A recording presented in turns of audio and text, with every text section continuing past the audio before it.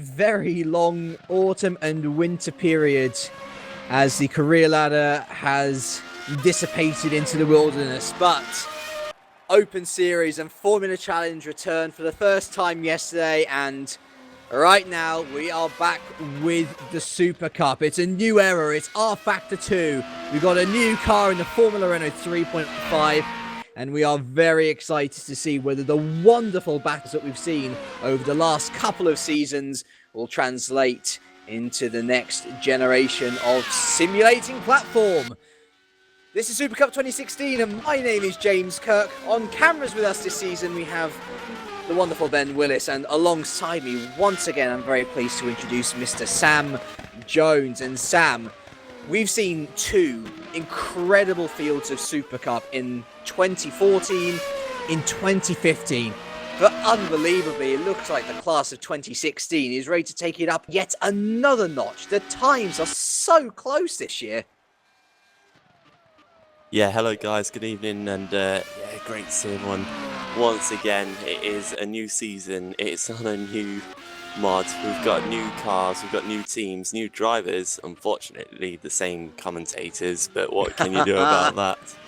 But yeah, we might have lost a few drivers, a few strong ones as well, but there's certainly been quite a few coming up through Formula Challenge, and also debutants to R Factor 2, I guess, in the league, who have come along as well, and it really has closed it up quite a bit. And it's debatable whether the field's better or not than last year and the year before, but it's certainly more competitive, and that's exactly what we want to see, don't we, at the end of the day? A good, strong fight, and not always going into a round going, it's going to be either one or two drivers that are going to win, and I think that's definitely going to be a case this year, that we are really going to struggle to call who's going to win each race. Now, there are a couple of rule changes this year with the move up to R Factor 2, those of which we will go through in the warm-up session after qualifying, which has remained the same as it has for the last few years. 15 minutes worth, unlimited amount of laps in that time. Go out and set your best lap. If you escape out on track and come out of the garage once again, that is a slam dunk 5-place grid penalty for the next event. And you know what, Sam, I can't think of many qualifying sessions which are more competitive than the first one of the season, because when you think about it, this is a marker. This is you saying, I'm one of the fastest ones here, and I'm going to stake my claim in this championship nice and early on. And so far, it's someone who we have seen in the championship hunt all too often the past couple of years. Sven de Vries currently up there with a 1:31.6. The fastest time we have seen on server so far in either official practice or free practice is a 1:31.2, and that's from Adrian Holm, who is with one of our new teams here this year, Go Sport International. So we've got a few tenths left to go, and of course one of the new things with our Factor 2 is the track rubber's in, so we may get close to that time, we may even surpass it, we simply don't know. And I think you're in the Formula Challenge qualifying session last night, Sam, and you'll know yourself how manic the last 5 minutes of that session were when James Johnson, he was looking to take pole position all day long, and then all of a sudden the times just ramped up in speed and he ended up down in 5th. Yeah, it was really crazy because not only that, it was a case of a lot of drivers just hadn't got the lap time in, or hadn't even had a chance because there was so much traffic around Albert Park. It's not the longest track in the world, very tight. And it's a case of if you approach someone near the end of the lap, then you couldn't get past them really, and unless they let you through very gentlemanly like, which no one really has to do if they're on a fast lap themselves, then you're absolutely screwed, and your lap time will be a bad one in the final sector, and it certainly will compromise you, and that was the case. And then suddenly people finally got a bit clearer, and a lot of drivers improved, and we could be seeing that once again today in the final 5 minutes, I'm sure. Let's go on board with Risto Capit in P6, Ben, and take you on a lap of Albert Park here as we go down into the fast turn 1. It's tighter than you think, but you've got to go through it faster than you think. We are currently on a straight which represents one of our 2 DRS zones here today. We shall go through that little rule change later as we head down into white for turn 3. Saw a couple of incidents here yesterday in Formula Challenge, and indeed last year in Super Cup through turn 4 now. And turn 5 we go, making sure not to go too wide through these corners. You can lose a lot of time. And heading up to the end of Sector 1 is yet another deceivingly tight corner here of turn 6. Straight into turn 7. And then around the elongated Turn 8, it's a nice time to open up the throttle, but not for long as we head into the Clark complex. Turns 9 and straight into turn 10 before we head onto this elongated and curved back straight, as you want to put it in inverted commas, and then to one of the trickiest sections on the track in my opinion. Turns 11 and turns 12, so difficult, so tricky. The Risto Capit, last year second in the championship, handling it very well. This year with Street Fighter Racing Systems, they're looking strong as well. Heading into Ascari corner, turn 13, another deceiving corner, tighter than you think. And then into Stewart, turn 14, coming towards the end of the lap now into the tight hairpin of turn 15, also known as Prost.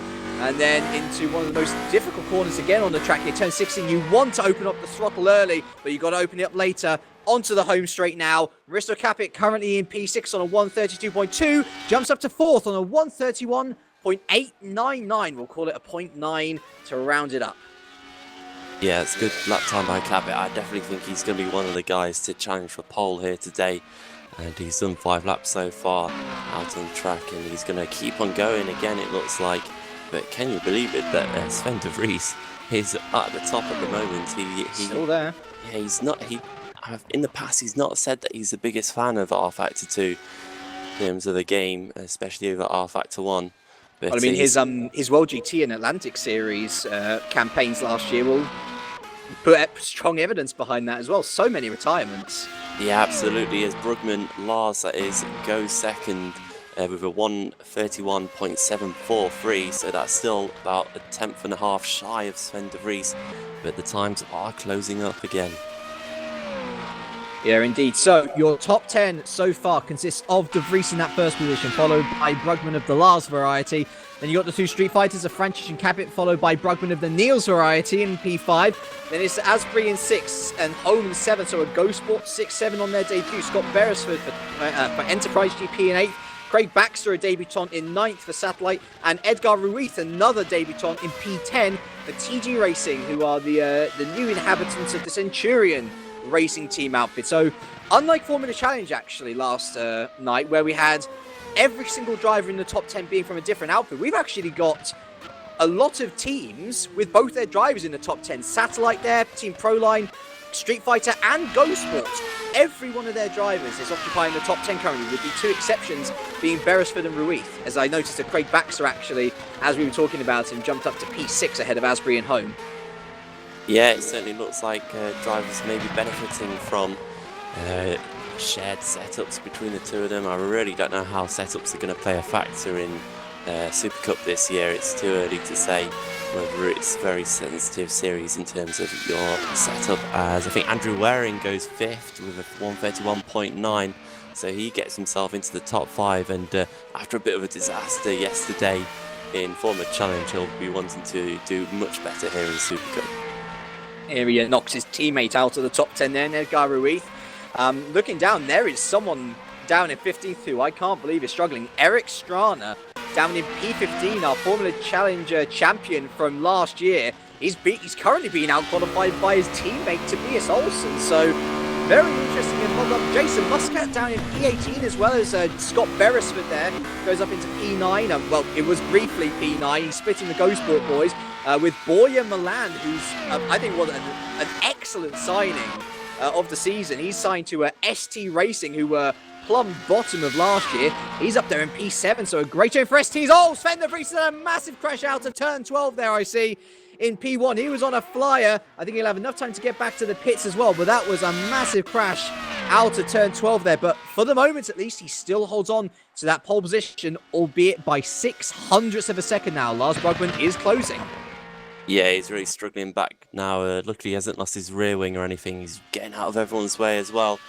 But he's got to, not go too slow, because he's got to get into the pits, get back out again, and he'll get one run once he comes back out. And really, after a big crash like that, you're going to feel a little bit shaky, especially going through that fast left-right-hander. It's an easy corner to catch yourself out with those anti-cuts on the inside of both apexes as well.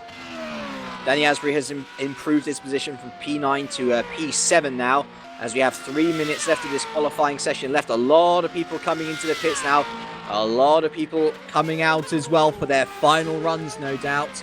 Has anybody not set a lap? No, but the slowest is Matt Richardsdale on a 1:35.9. Well off the pace, actually, noticing that as we've had someone else move up. I haven't caught it's Eric Strana moving up to P13, so a bit better for the Swede, who is now out qualifying his teammate Austin, who's down in 16th, and it just shows those two were in the provisional point scoring positions for the race.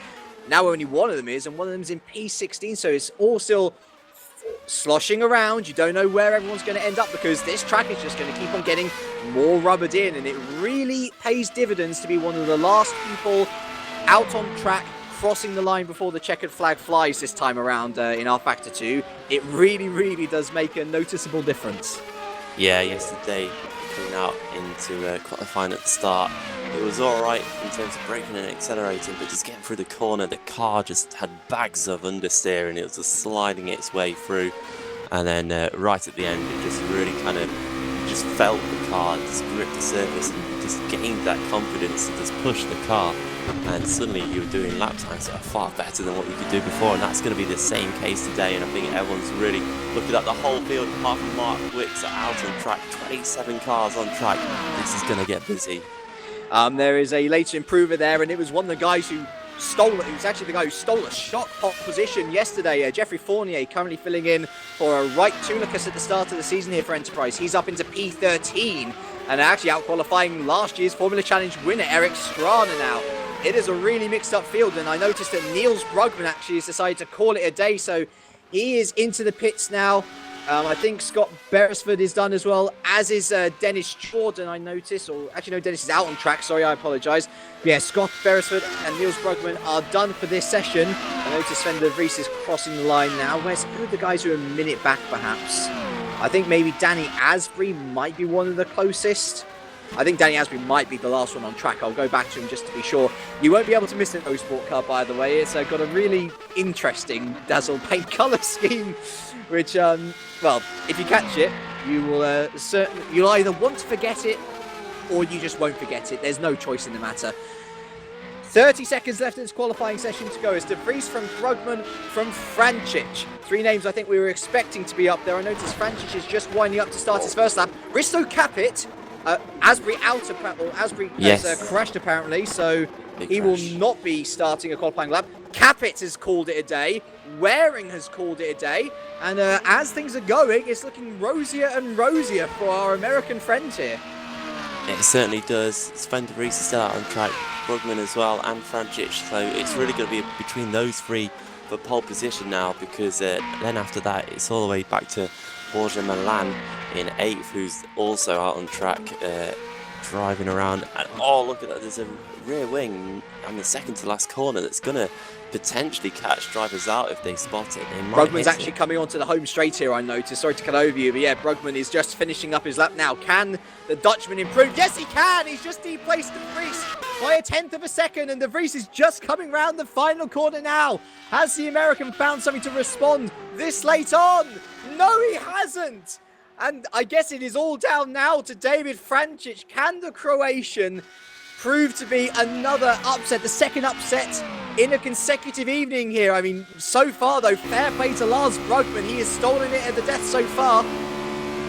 He certainly has. I'm watching Francic. He's got traffic in front of him. He'll be feeling the effect even at that distance to Dennis Jordan, who's also on a lap as well, so there's no reason he should get out of the way. As actually Borja Milan goes third fastest for 1:31.6, so that's a good effort by him as well. Francic comes around the final corner then.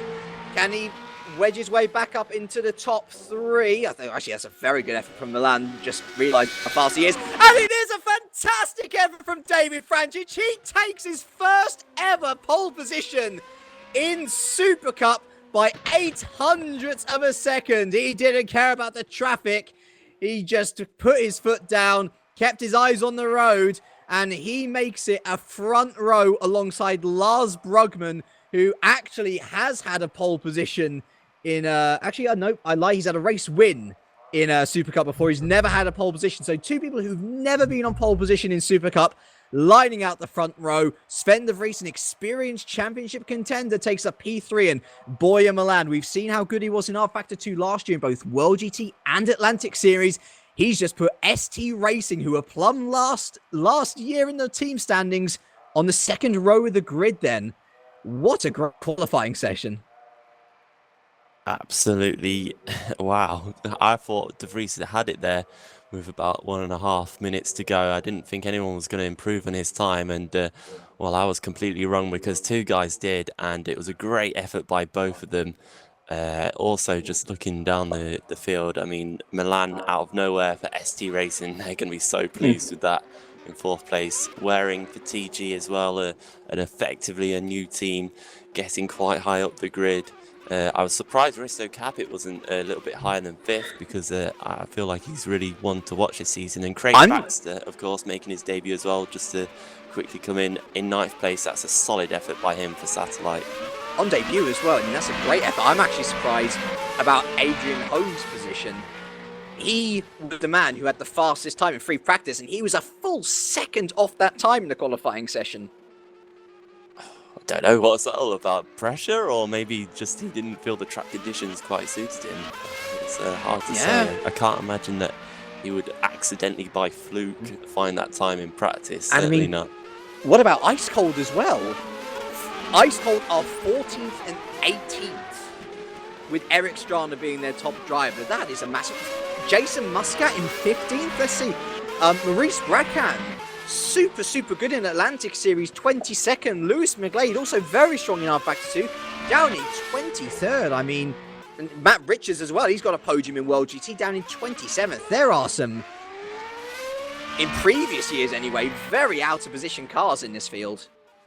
Absolutely, and whether that's an effect of R Factor 2 kicking in, I really don't know. Or maybe it's just Melbourne, because Melbourne is quite a unique track. It is. I have to admit with you, with Strawn, I'm so surprised that he's down in 14th. I had him down as a top 5 driver this season, same. for sure.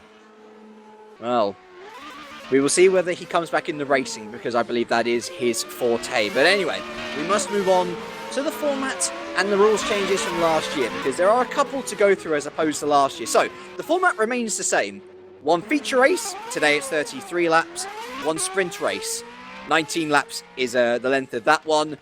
In between those races, we have a reverse grid of 6 to 10 cars. Whatever number comes out on there, whoever finishes in that position in race 1 starts on pole for race 2. Now for the rule changes. For the first time in Super Cup, we have a launch control option. It's been in Formula Challenge, and it's been mandatory in Formula Challenge for the last couple of years. For this year, though, it is purely an option, and it's come to Super Cup for the first time as well. So it's up to drivers on whether they want to use that option or just go with a regular clutch start. Also, we've only got one compound of dry tyre. Now, we used to have soft and hard compound tyres in the last couple of years. This year, it's effectively only a hard compound tyre. And what that has meant is that for the feature race, a new rule has been brought in. There is a mandatory 1 pit stop for every driver on the field. So even if you can go right to the end of the feature race on a tank of fuel and 1 set of tyres, you still have to make a pit stop. And I think that is worth saying as well, that drivers can refuel doing their pit stops as well.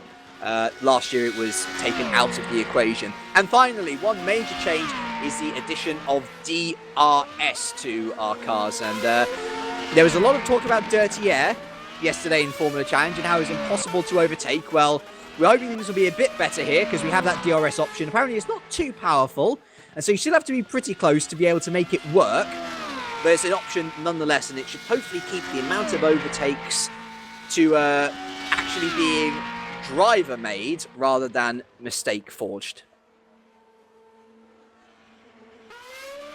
Yeah, I didn't quite catch that last bit that you said there, James. DRS. Basically, we're hoping that there'll be more driver overtakes rather than mistake overtakes. Yeah, I think so. I just hope that it's not a case of we get an overtake with DRS and it's completed before the corner and then we're just like, oh, look, he's passed him in a straight line, because that's not an overtake. That's just like passing someone on the motorway, isn't it?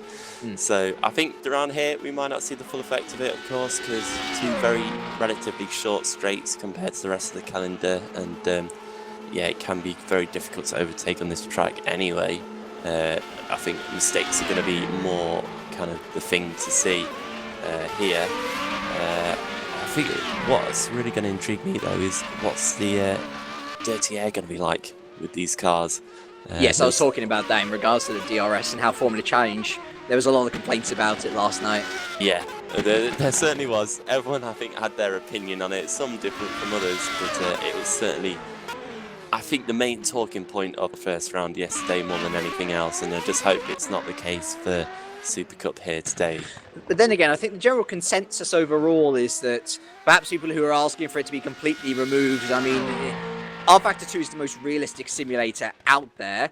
Dirty air is a factor in racing, but I think it's perhaps just more people would like it perhaps a bit more toned down, so that it's not super easy and completely irrelevant, but that it's a little bit easier and promotes better racing. We'll see how it affects the Super Cup anyway. It could be completely different, and we certainly hope it's completely different. I think Super Cup's been one of the favourite series of GPVWC to watch because it's had so much good overtaking and so much good battling.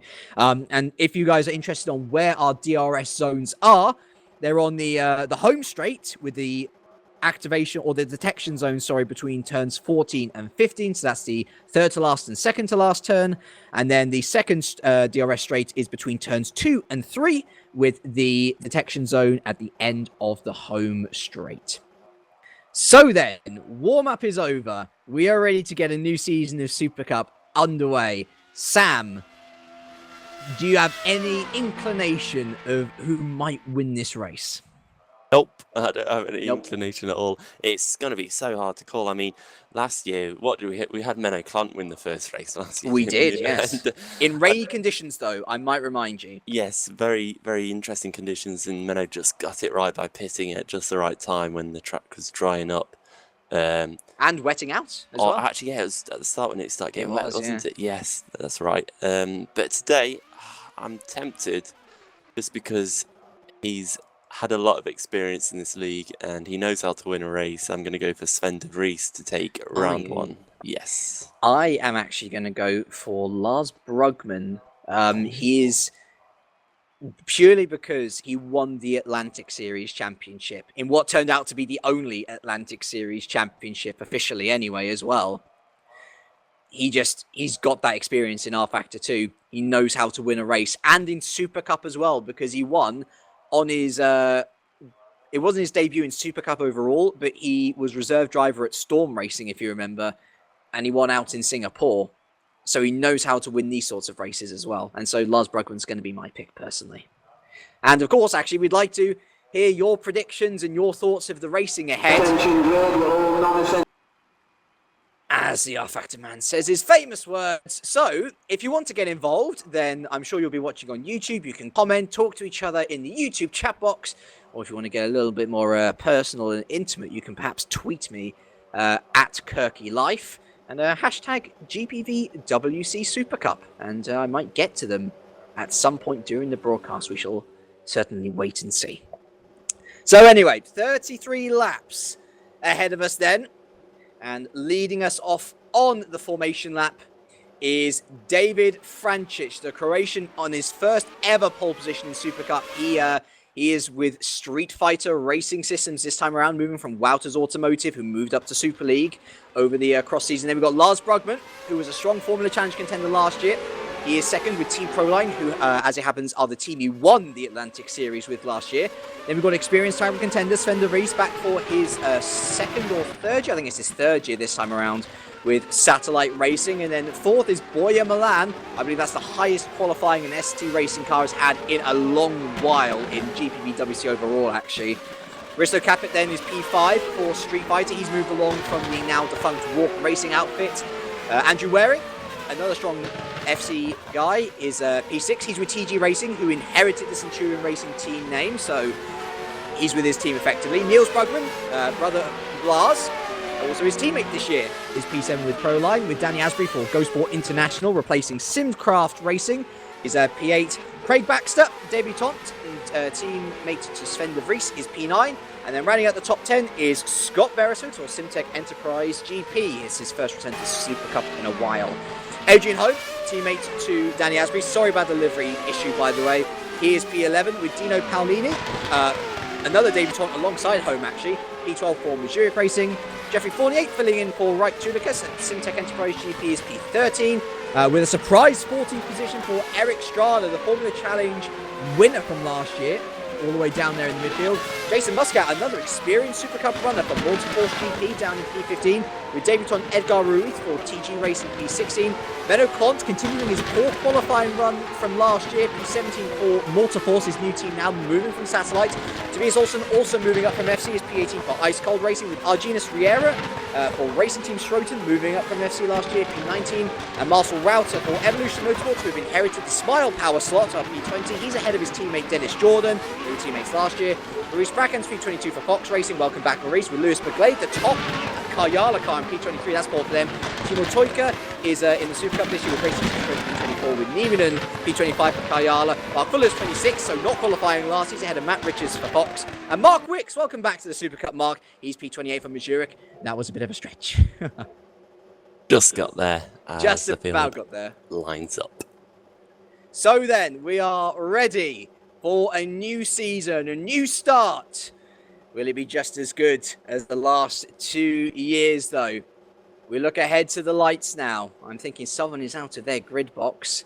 I think they're in their grid box now, though. We do. We have 1, 2, 3, 4, and 5 lights. And here for the first time at Melbourne Park, we are racing. And Lars Brugman gets a significantly better start than Franchik, as does Sven de Vries behind. And here we go then, down into turn 1. Lars Brugman leads. De Vries around the outside. I see, that's definitely Craig Baxter around.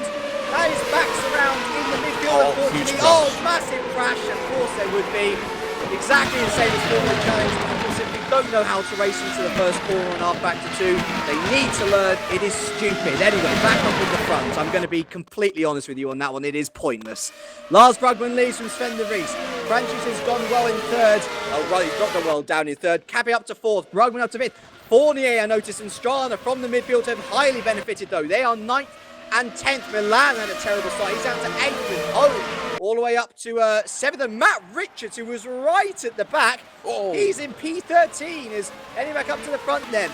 Brugman, De Vries starting to pull away from Franchis. Looks like Risto Cab's actually falling into the back of Niels Brugman there. Wearing 6th, home 7th, Milan 8th with Strada and Fournier. Close by Muscat up to 11th, Olsen up to 12th in there. And things are already spreading out, unfortunately, due to the carnage. I noticed Menno Klont without a front wing. Oh dear, who else is involved in that?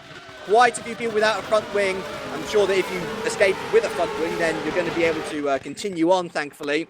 But Lars Brugman then has De Vries for close pursuit there, and Franchis and Capit and Brugman and Waring all very close to the Dutchman as well. But it is indeed the Dutchman who leads on lap 1. De Vries there in second, the 2 street fighters behind in third and fourth. Then it's Niels Brugman 5th, but Waring's just about to attack him. We'll follow this move into turn 1. Will we have an overtake already on lap 2? Waring tries around the outside, unable to do anything. It's home 7th, Milan 8th, Strada 9th, and Fournier rounds out our top 10. Yeah, now Waring's going back to the outside of Niels Brugman again into the next turn 3, and he just actually nearly gets swipes out there, but just gets through the braking zone and through the next couple of corners, but has to retain his 6th position, just hold station there at the moment. As the field starts to calm down a bit, it was absolute carnage in the first few corners. I think it was caused by Craig Baxter and Danny Asprey. I saw Baxter around and Asprey's out, actually. Yeah, it looked like it was those two. I'm not sure who's to blame, if there is anyone to blame, we don't know.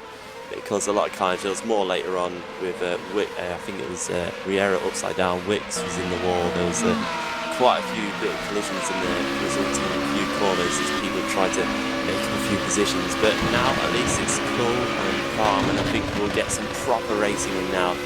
As Waring's actually dropped back from Brugman in that battle for 5th place, and Home was catching him, but now he's coming under pressure from Milan. And Milan can't quite find a way past yet. I think drivers might just be waiting for the DRS to come active. Yeah, remember the DRS, didn't actually mention that rule. DRS becomes active after lap 3, just like in Formula 1. So there is a lot of racing without it for now, but there is a lot of close drivers here. Eric Strana up there in P9 doing well, hanging on to the back. Jeffrey Fournier as well for a fill-in driver doing excellently to hang on to the back there as well. As Craig Baxter becomes our 2nd retirement of the day, unfortunately. A real shame after such a strong qualifying. I'm sure he will come back stronger than ever, though. This is only the first race, of course. But everything looks to be a little status quo now as the field begins to deal with the much dreaded dirty air, I feel. Timo Toika's lost it out of the second to last corner and lost his front wing straight into the pit, so that's not a good race for him either, as he'll drop down the order, of course.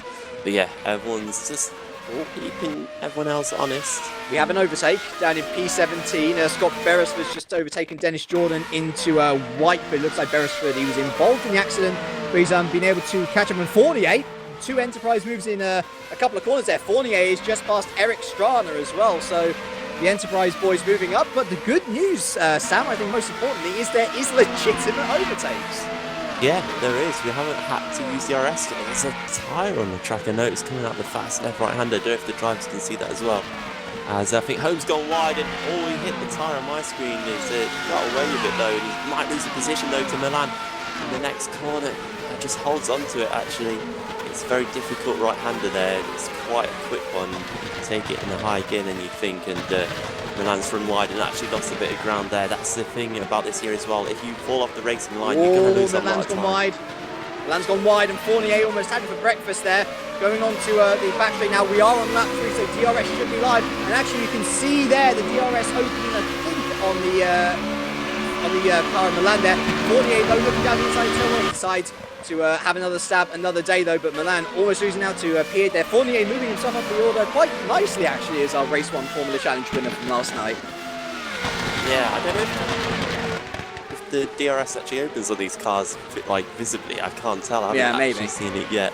Be interesting to know if that's the case. It'd be nice if it is. It'd make it so much easier for us, won't it? Yeah. Everyone's... Or it might not even be lap 3. I don't know. It could be lap 3. I'm hoping it's lap 3. It should be lap 3. I think we are on lap 3. We're on lap 4. Yeah. Oh, lap 4. Okay. Surely it must be open by now. It's gotta be. Anyway, Lars Brugman then leads by of 7 tenths to Reese, keeping him nice and honest though. The two of them though have left Francis behind the dust. I heard a little birdie told me that David Francis after 5 laps starts to suffer on his tyres, and it looks like Risto Capit's already suffering, with Niels Brugman in very close pursuit of the Estonian, wearing on his own in 6th, then with Home, Milan, Fournier and Strana in close pursuit, 7th, 8th, 9th and 10th. Then we've got Muscat and Olsen battling over P11 and P12, Dino Paolini all on his own in P13, Matt Richards in P14. I think he'd be delighted the Welshman to be up there, and the same with Neiman in P15, but he's got the other Fox Racing car here of Maurice Bracan on his inside, and indeed passed into a Ascari corner, and it looks like Scott Beresford is pretty eager to get past the Finnish driver as well. Into Stewart we go. Beresford going to keep his cards close to his chest for now, but it looks like the pace differential for Neiman is a bit too much already, unfortunately. A bit of contact almost between the two there as well. Yeah, don't want to make too much contact here. It's very easy to spin out under contact, and we'll see now down straight. Can Bracan get a move on Richards? He certainly does. Richards next. I think that was easy. Yeah. Yeah. And actually, to be fair, I think Richards was set to be replaced for this round due to bad internet, but he's jumped in the car last minute. Fair play to him up in the points at least. Yeah, he must have had an electric start as Beresford actually looks up the inside, and Neiman just kind of has to back out of it. Perhaps got a bit loose in the braking as well, and he drops to 17. That's the second move that Beresford has completed into that corner in about 3 laps now. He moved past Dennis Jordan a couple of laps ago. Yeah, and of course the first one was definitely without DRS, wasn't it? Oh, look at this. He's right on the back of Matt Richards now as well. Look at this, an excellent exit out of turn 6 there. He's looking down into Clark, and he's made it stick as well. Scott Beresford on a real charge back up into the point. Yeah, good awareness by Richards as well. He nearly turned in on Beresford, but saw him there and backed out of the position. And good clean move, great driving by both drivers. Absolutely. Because the defender has to drive as well as the attacker. Oh, is someone off in the background there? I think that was Lewis McGlade getting caught in the dirty air there of Marcel Router. Evolution and Kayala having a battle outside the points. And it looks like it's starting to calm down a little bit in the top 10. So really, this midfield is where everything is at the moment. Lots of position changes. The only 2 retirements so far, Asprey and Baxter. It's a good start, at least, to be here. Yeah, certainly. I did notice through all that crashing, there wasn't too many front wings lost, which is good to see, because we hate it when the drivers fall out and then they can't catch up, and that's it. Their race is over, and some may lose commitment as well because of that. But back to this midfield, I guess this is where the scrapping is really taking place. I haven't seen anything else up front, and I think Richards might be a little bit of a stopgap here because Jordan's caught up with him already. Milan's been off. Milan's had an off, sorry. He was in P8. And let's have a look here. It was down at the end of Sector 1. Yep, completely. Oh, yeah, he outbroke himself. Rear went round.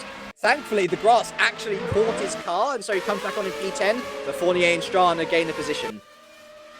Yeah, that's a shame for Milan, but still in a strong position nonetheless. He just needs to regroup now and just not let Muscat get too close to him. I think he's actually already starting to pull out a little bit in terms of the gap between himself and Muscat, who's under a little bit of pressure from Olsen and Paolini, it has to be said. So that could be a battle coming up in the future as well. Yeah, indeed. I think it's... As long as you're within that top 10, you still have a chance to get reverse grid pole. And so Milan won't want to lose any more positions, though, that's for sure. Imagine that on your debut race in Supercup, getting pole position for race 2. That would be certainly something. As I think that's Mark Fuller just getting out of everyone's way down the pit straight there. Just being lapped, and Capit's wide. And that is Niels Brugman through. And nice and easy through as well. So that is Brugman 1 and 4. I'm sure they'd prefer it to be 1 and 2, but Brugman's been held up a little bit behind. It's unbelievable to think. Brugman's been held up by Risto Capit. Either way, the Estonian is down to P5 and the Dutchman is up to P4. And I tell you what, David Frenchich is only 2 seconds up the road, so a podium is certainly in sight. Yeah, it could be on it, and we'll have to check on Frenchich's tyres to see how they get on. He has dropped back from De Vries a bit, but De Vries is all over the back of Lars Brugman, our race leader at the moment. And if it wasn't for De Vries, we'd have pretty much an exclusive battle between Street Fighter and Proline right now, because all 4 of those guys are in the top 5. Only De Vries in Satellite is the other driver amongst them. Absolutely. Let's see. I did notice that Ari Neiman went round outside the points, and both the Evolutions now actually passed both Kayadas, and Dennis Jordan has actually made his way past Matt Richards actually. So the Welshman's starting to fall back by quite an unhealthy length, unfortunately. I'd be tempted to say that the closest battle is still Brugman and Capit, but Brugman is pulling away. Perhaps Bracan Beresford is quite close as well. It seems that definitely this year we won't have battles to go to everywhere, but there are certainly battles brewing, and that's an important sign. Perhaps we could see who's doing well in particular. I think Fournier and Strana's close as well. So we'll let it brew, and we'll see what comes of it. Oh, it's Fournier, sorry, talking of Fournier, he almost lost it there on the exit of turn 2, and that is Strana pretty much through. The two of them go side by side, and into Whiteford, the Swede is calmly ahead. Fournier down to P9. Yeah, Fournier could have really messed it up and tried to grab that position back straight away, but he did the right thing really and just pulled back a little bit because he probably had dirty tyres as well and probably a bit less grip than he would have liked going into that turn 3 right there. So he's dropped down to 9th, but at least he can still fight back and try and pick up the positions once again. And they've actually got quite a healthy gap to Boya Milan behind now. The 4 seconds they've pulled ahead of the Spaniards, who is still in close pursuit by Jason Muscat. Olsen and Paolini pretty close as well, but not as close as Bracan and Beresford now, battling over P14, and oh, dearie me. Beresford all over the rear of Bracan. He pulls out to the right into Clark. Will he try around the outside? Yes, he will. Muscled out, though. I mean, there's a move around the outside there is very difficult to pull off, and Bracan, he had the right of way, you'd say. Yeah, he still had the racing line the inside of the corner, so it was his right to take it. And I don't think he did too much wrong there. He just stuck to his guns, and that's completely fair enough. And that's really what we're going to see this year, is that side-by-side racing isn't going to be quite so easy as effectively the touring car style racing we saw last year. And that's rightfully so. That's how open wheeling should be. And it will just mean that when you make a move, you've got to be committed and you've got to be confident enough to pull it off this year.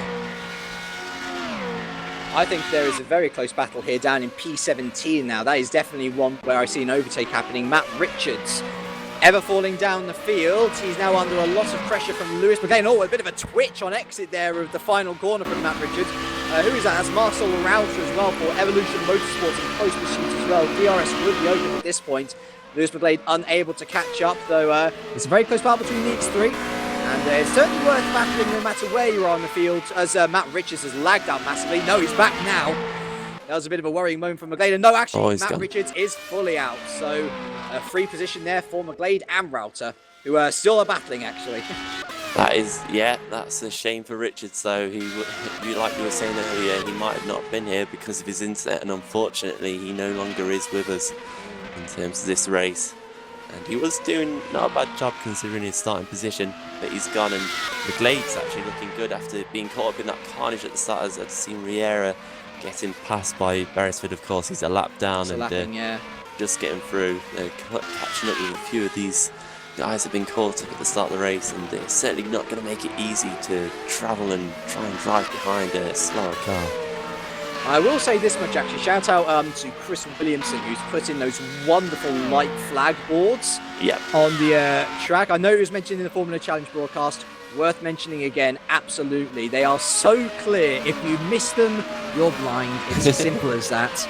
And actually, looking at that traffic that Bracan and Beresford have just gone through, it has helped Bracan out, a huge amount. He's opened up the gap to 1 or 2 seconds, whereas Beresford was behind them before, or right behind him where he hit the traffic. Is that a move going on between Riera and whoever it is? It's Riera and Fuller, and Riera is past Fuller into turn 1. That's for P25 and P26, last on track. And it's still an important battle. You don't want to finish in last, do you? That's for sure. Absolutely not. Yeah, just looking at De Vries again, he's still in second, isn't he? Touching distance of Brugman, but I haven't seen him even make a move really so far. And what a save! That was a bit loose from De Vries. I wonder how influential the pit stops are going to be this year. I think they're going to be key, aren't they?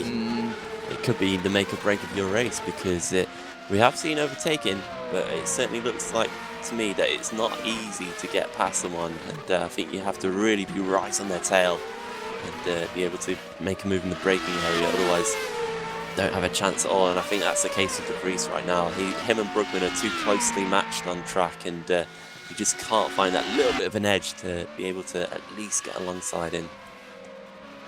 We are a third of the way, or nearabouts, through this race, lap 11 of 33. In terms of when we actually expect the pit stops, I'd imagine it'd be very World GT, like anywhere between halfway, which of course in this case would be about lap 16 or lap 17, to anywhere into lap 25. So we hear it's a big 10-lap window or so, and it depends whether you want to be one to try and undercut or whether you want to try and overcut. And what was he for? McGlade's just spun it out the second to last corner. So easy to do there. It's so slow. You've got no downforce whatsoever, and McGlade just lost it under acceleration and dropped a position. So he's gone from 17th to 18th, from Marcel Routers now up into 17th. Looks like McGlade might be under a bit of pressure from it's a lap cut. Never mind. So it's not a good start for Revolution and Kayala then. Both 16-17 and 18-19, the two teams. I'm sure they might be able to fight back in race 2, though, as Sven De Vries is notably a lot closer to Lars Grogman than he was a couple of laps ago. And actually, the same is to be said further down the field with Jeffrey Fournier and Boyer Milan. Fournier was ahead of Eric Strana, remember, before falling behind after a mistake. And the Frenchman is falling back into the clutches of the Spaniard. So I wonder whether the tyre wear is already starting to have an effect here. I think it could be. I wouldn't be surprised. There's quite a few drivers on this grid who are crying out for a pit stop, because one noticeable thing about this game is if you lock up or if you slide through a corner or have a half a spin even, you just get huge flat spots in your tyres, and it literally shakes your wheel and rips your desk to pieces. It's that violent. Yesterday I had to turn my force feedback down so far just to be able to cope with it. It was that bad, and you just got to stick with it because you can't waste time in the pits. It's not going to benefit you from getting a fresh set of boots. It's just something you've got to put up with, and I think a few drivers here today will be struggling with that. So you don't feel it on the controller. You also don't manage to keep your tyres on the controller either, but that is a story for another day. I think it's going to be worth giving a little look back to P11 to P13 here, Ben, where we have Muscat v Olsen v Paolini. All three of these guys have been in very close proximity for the entire race so far, and none of them seem to be making any inroads on each other. One of them makes a small mistake like Paolini there on the exit of turn 7, and when someone has a chance of a move, they have to see it go by because of an unfortunate case of dirty air, and actually Olsen, they're heavily locking up into the Clark complex. They're just going about their business, keeping it clean, and at the end of the day, they are at least in point-scoring positions. Yeah, they certainly are, and I think that's the case. That I haven't seen any of them doing anything rash. We've had this free car train effectively for the entire race in this order. Nothing has changed at all, and they've had to lap cars, and all the cars have been around them in that time as well. And it looks like just a case of Muscat's able to hold off Olsen and Paolini and drive them consistently, and they just can't find a way through. So, Muscat's still lighting up the rear tyres going up the penultimate corner there. Really actually, look at Paolini. Paolini is looking up for a move here on Olsen, and in fact, that is the DRS in effect. He's up alongside the Swede now. Can he break later into turn one? Though he's going to have a peek, and Olsen has to do some quite evasive action to try and get past Paolini. The German really started. I know he sounds Italian. He is German. He says so himself. Really applying the pressure here on Tobias, but unable to get past. And I know he's new to the series, but it looks like it's a lot more difficult than perhaps one would have first imagined. Yeah, certainly it's looking very difficult to overtake there. I guess the straight's not long enough. Certainly, I did have a look, and we can actually see DRS taking effect on the cars. Yes, basically you've got two planes of the wing on these Formula Renault cars, and on the second plane that's just below the big kind of barn door looking. Is this on the rear wing, you're saying? Yeah, on the rear wing, sorry, on the aerofoil. So you got two parts of the aerofoil, and the smaller one, not the bigger one, it just moves up when the DRS is activated. It should be the bigger one, shouldn't it? Yeah, it basically looks like you'd actually create more downforce and more drag by doing that, but hey, that's the way the game's been designed. And so if you just run on board with the car and looking backwards, you can see it take effect when DRS is activated. Just thinking as well, these cars aren't Formula Renault anymore, are they? They're Formula V8s. Yes, of course, because Renault pulled out. Renault has pulled out. Yes, I think they were probably going to pull out of F1 and then decided not to. So well, we'll call it Formula Renault just for the sake of that is what the mod is. It's a 2014 specification car if you're interested. Oh, and Holmes actually going up the inside of Waring here into turn 3, and he's made a move. Yes. And it's Whiteford as well. That's a popular corner for overtaking for the past couple of years, and the Go Sport International driver, the only one remaining in the race, may I remind you as well, and the liveryless one of the two is up into P6. Not entirely a bad thing, of course, but yes, great move by him. Sorry, I'm not a fan of the livery. There's some great liveries. It's interesting. Yeah, as I said to you yesterday, James, it's like looking down a kaleidoscope the wrong way. It's a dazzle colour scheme. You might see them on ships to bounce radar off, and I think, well, I mean, it would make sense here if perhaps teams were monitoring telemetry of another team, but you can't quite do that in Simracing just yet anyway, so. Anyway, that 14 of 13, we're reaching the halfway point, and Sven de Vries still so close to Lars Brugman. It's a very similar story to Formula Challenge yesterday, wasn't it? Where the top three, especially in race one, I know for certain, they were so close to each other for the entire race, and nobody could overtake each other. It just seems like they're so even on pace that they can't do anything. With that said, Sven de Vries having a really good go of it now, isn't he? Goodness me. This is a really nice track, actually, for the DRS, because it's one straight, then a corner, then another corner, then it's DRS once again. De Vries pulls out, unable to do anything. It's almost like he's going to have to be a bit more brave and just go for it to force the move. Yeah, I mean, but then at the end of the day, you don't want to dive bomb someone who really does want to do it, because he could ruin his own race. Yeah, and he could flat spot and ruin Brugman's race and then get done for it. As we've got our first pitter, We've got our first pitter, Dino Paolini, into the pits in P13. He is out into P16 there, behind Dennis Jordan. The Mazurek and Evolution looking very similar this year. How to tell the difference? The Evolution is primarily white as a secondary colour, with the Mazurek a bit of yellow, but it'll be interesting to see where Paolini figures in the final order. Remember, he came in P13. We'll see whether he can advance on that with the undercut. Yeah, that will be interesting. He's going to have a long way to go, about 19 laps. A longer second stint for Paolini, and we'll see if it pays off at the end of the race. He was 13th, wasn't he, before he came in? So yeah, we'll see how he does compared to Olsen and Muscat, and I'll be interested now to see if any of the leaders might see that and follow suit. No. Certainly not the front two. No, we continue on. Same with Francic, same with Brugman. And I presume the same with Capit as well. It's 1, 2, 3, 4, 5, that order. Street Fighter and Team Proline looking very handy in the early stages of their Super Cup campaigns so far. Looking back to try and find another race now. Looks like Scott Beresford is closing in on Maurice Bracan, even more so since Maurice Bracan goes wide at Ascari. You wonder, I mean, I'd imagine that out of anyone in this field to respond to Paolini's pit stop, these two would be the ones to respond, but neither of them do and go around once again. And I do wonder whether this might be negative for Paolini, because he's got Dennis Jordan ahead. He's not exactly in clean air, and the German, his compatriot, is going round again. Might it have been a bit too early to stop for Dino, I wonder? Yeah, he's certainly taking a gamble. It'd be interesting to see if he can catch up with Jordan or not. McGladen, actually, yeah. He had a few spins, so I'm sure he's definitely yeah. happy to get rid of these tyres right now.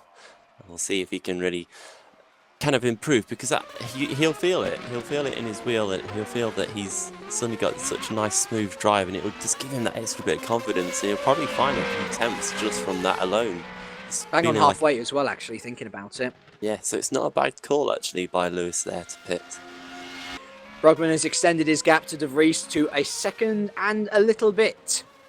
So clearly the Dutchman proving to be better on his tyres, though he's into the pits. And he's followed by De Vries. Francic goes round, as does Niels Brugman. Will Capit follow the suit of the front runners? No, Capit goes round again. So our front two in, and quite early as well. Yeah, we'll see what happens now. This is going to be a Holmes in, Waring's in, Fournier's in, Milan's in as well. So there is a whole host of people coming in here on lap 17 of 33. Go, look at that. De Vries is still in the pits. He's a long stop for De Vries, isn't it? Yeah, quite a long stop, yeah.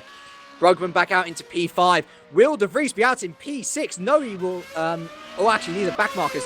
He's actually overtaken there by Jason Muscat. So Jason Muscat ahead of him, home back out into P8. Oh, Fournier and Waring, they're clashing on the outside, actually at the pit lane. So Waring's had a very slow stop. Either that, or Fournier's had an excellent stop. And look at this, he's just come out right in front of his teammate, Scott Beresford, as well. So Waring just about avoids getting overtaken by Fournier. Fournier out into P11, Beresford in P12 there, Milan P13. Very almost contact there between teammates, and it's all a little bit scrappy there as Paolini's out into P14, or he's up into P14, sorry. I think Olsen's pitted as well. I think it's about, well, we'll have to wait and see until everyone is pitted now before we can find out what order we're going to end up with.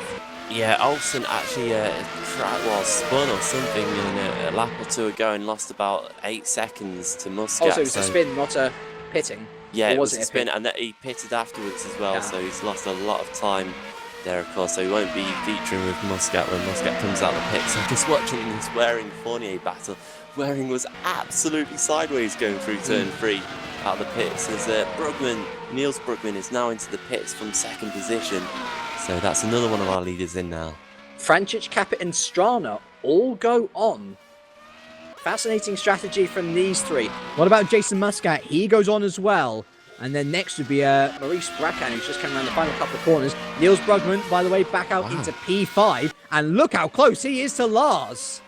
And he's jumped De Vries, so that's he's really jumped cost De Vries, yeah. So that was a slow stop for the satellite driver, and I think I'm right in saying that it is now net Team Proline 1-2. Is this the first time we're ever going to have brothers 1-2 in a race result in GPVWC? Well, we will have to wait and see, because of course Francic was in P3 as Marcel Rauter and Scott Beresford come in and out. And look at this, so Beresford out into P14, so he's definitely jumped Tobias Olsen in that stop, but Dino Paolini, he's into P13. I don't think he's lost out too much, to be honest. He could lose out later, though, as the tyres get worse. This is going to be close between Francic and Niels Brugman when he comes in, because Brugman is 3 seconds behind his brother, and Francic was 3 seconds behind Brugman before the pit stops, I believe. So it's going to be so close, as long as Francic doesn't have any issues in the pit lane. He's still going round Francic as well. What about Capit here? They are going a long, long way, the street fight. Capit goes round again as well. What about Strana? We know he was good on his tyres anyway. He's going round again. So the top three are as you were. And actually looking at the gap between Frantic and Brugman, he's extending it. So I wonder whether Frantic is trying to build up as much of a gap to Niels Brugman, or perhaps trying to look to overtake Lars in the pits. I'm not too sure. As Jeffrey Fournier gets past Maurice Bracan there into P10. I think Bracan's yet to pit actually. And in fact, into the pits he comes. Yeah, so he gets out the way and Waring carries on. And De Vries right now also is being held up massively by Muscat. You can see he's all over the back of Muscat. And going to have a look up the inside, and it's just not quite close enough there. Make a move. Just saying, Paldini's early pit stop has actually gained him in position because he wasn't ahead of Bracan before the pits. That's interesting. And he's, 20 seconds behind Muscat right now, so going to be close between them as well, surely, when Muscat finally decides to take the pit. Yeah, totally. What an interesting race we have unfolding here. The pit stops have certainly played their parts, and I think that's a fascinating thing about R-Factor 2 as well. In R-Factor 1, maybe the pit stops were off by a couple of tenths or something on the odd occasion, but it wasn't massive. In R-Factor 2, there is very much the capability for pit crew error, and actually, as we say that, I'm sure David Frantic will be hoping that doesn't happen to him. Our race leader is in, and Capit goes round again. This is going to be interesting now. And Eric Strana in as well. He's actually gained a little bit on Niels Brugman since he came out of the pits. So can Frantic hold on to his position over Niels, which would probably be a net second position. It's looking like now for Frantic. So here he comes out the pits. There goes Lars Brugman. Oh, it's close, isn't it? Goodness me.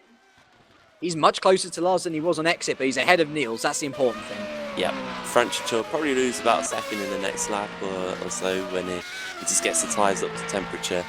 But that's certainly looking very strong for Frantic now, looking very good for a second position.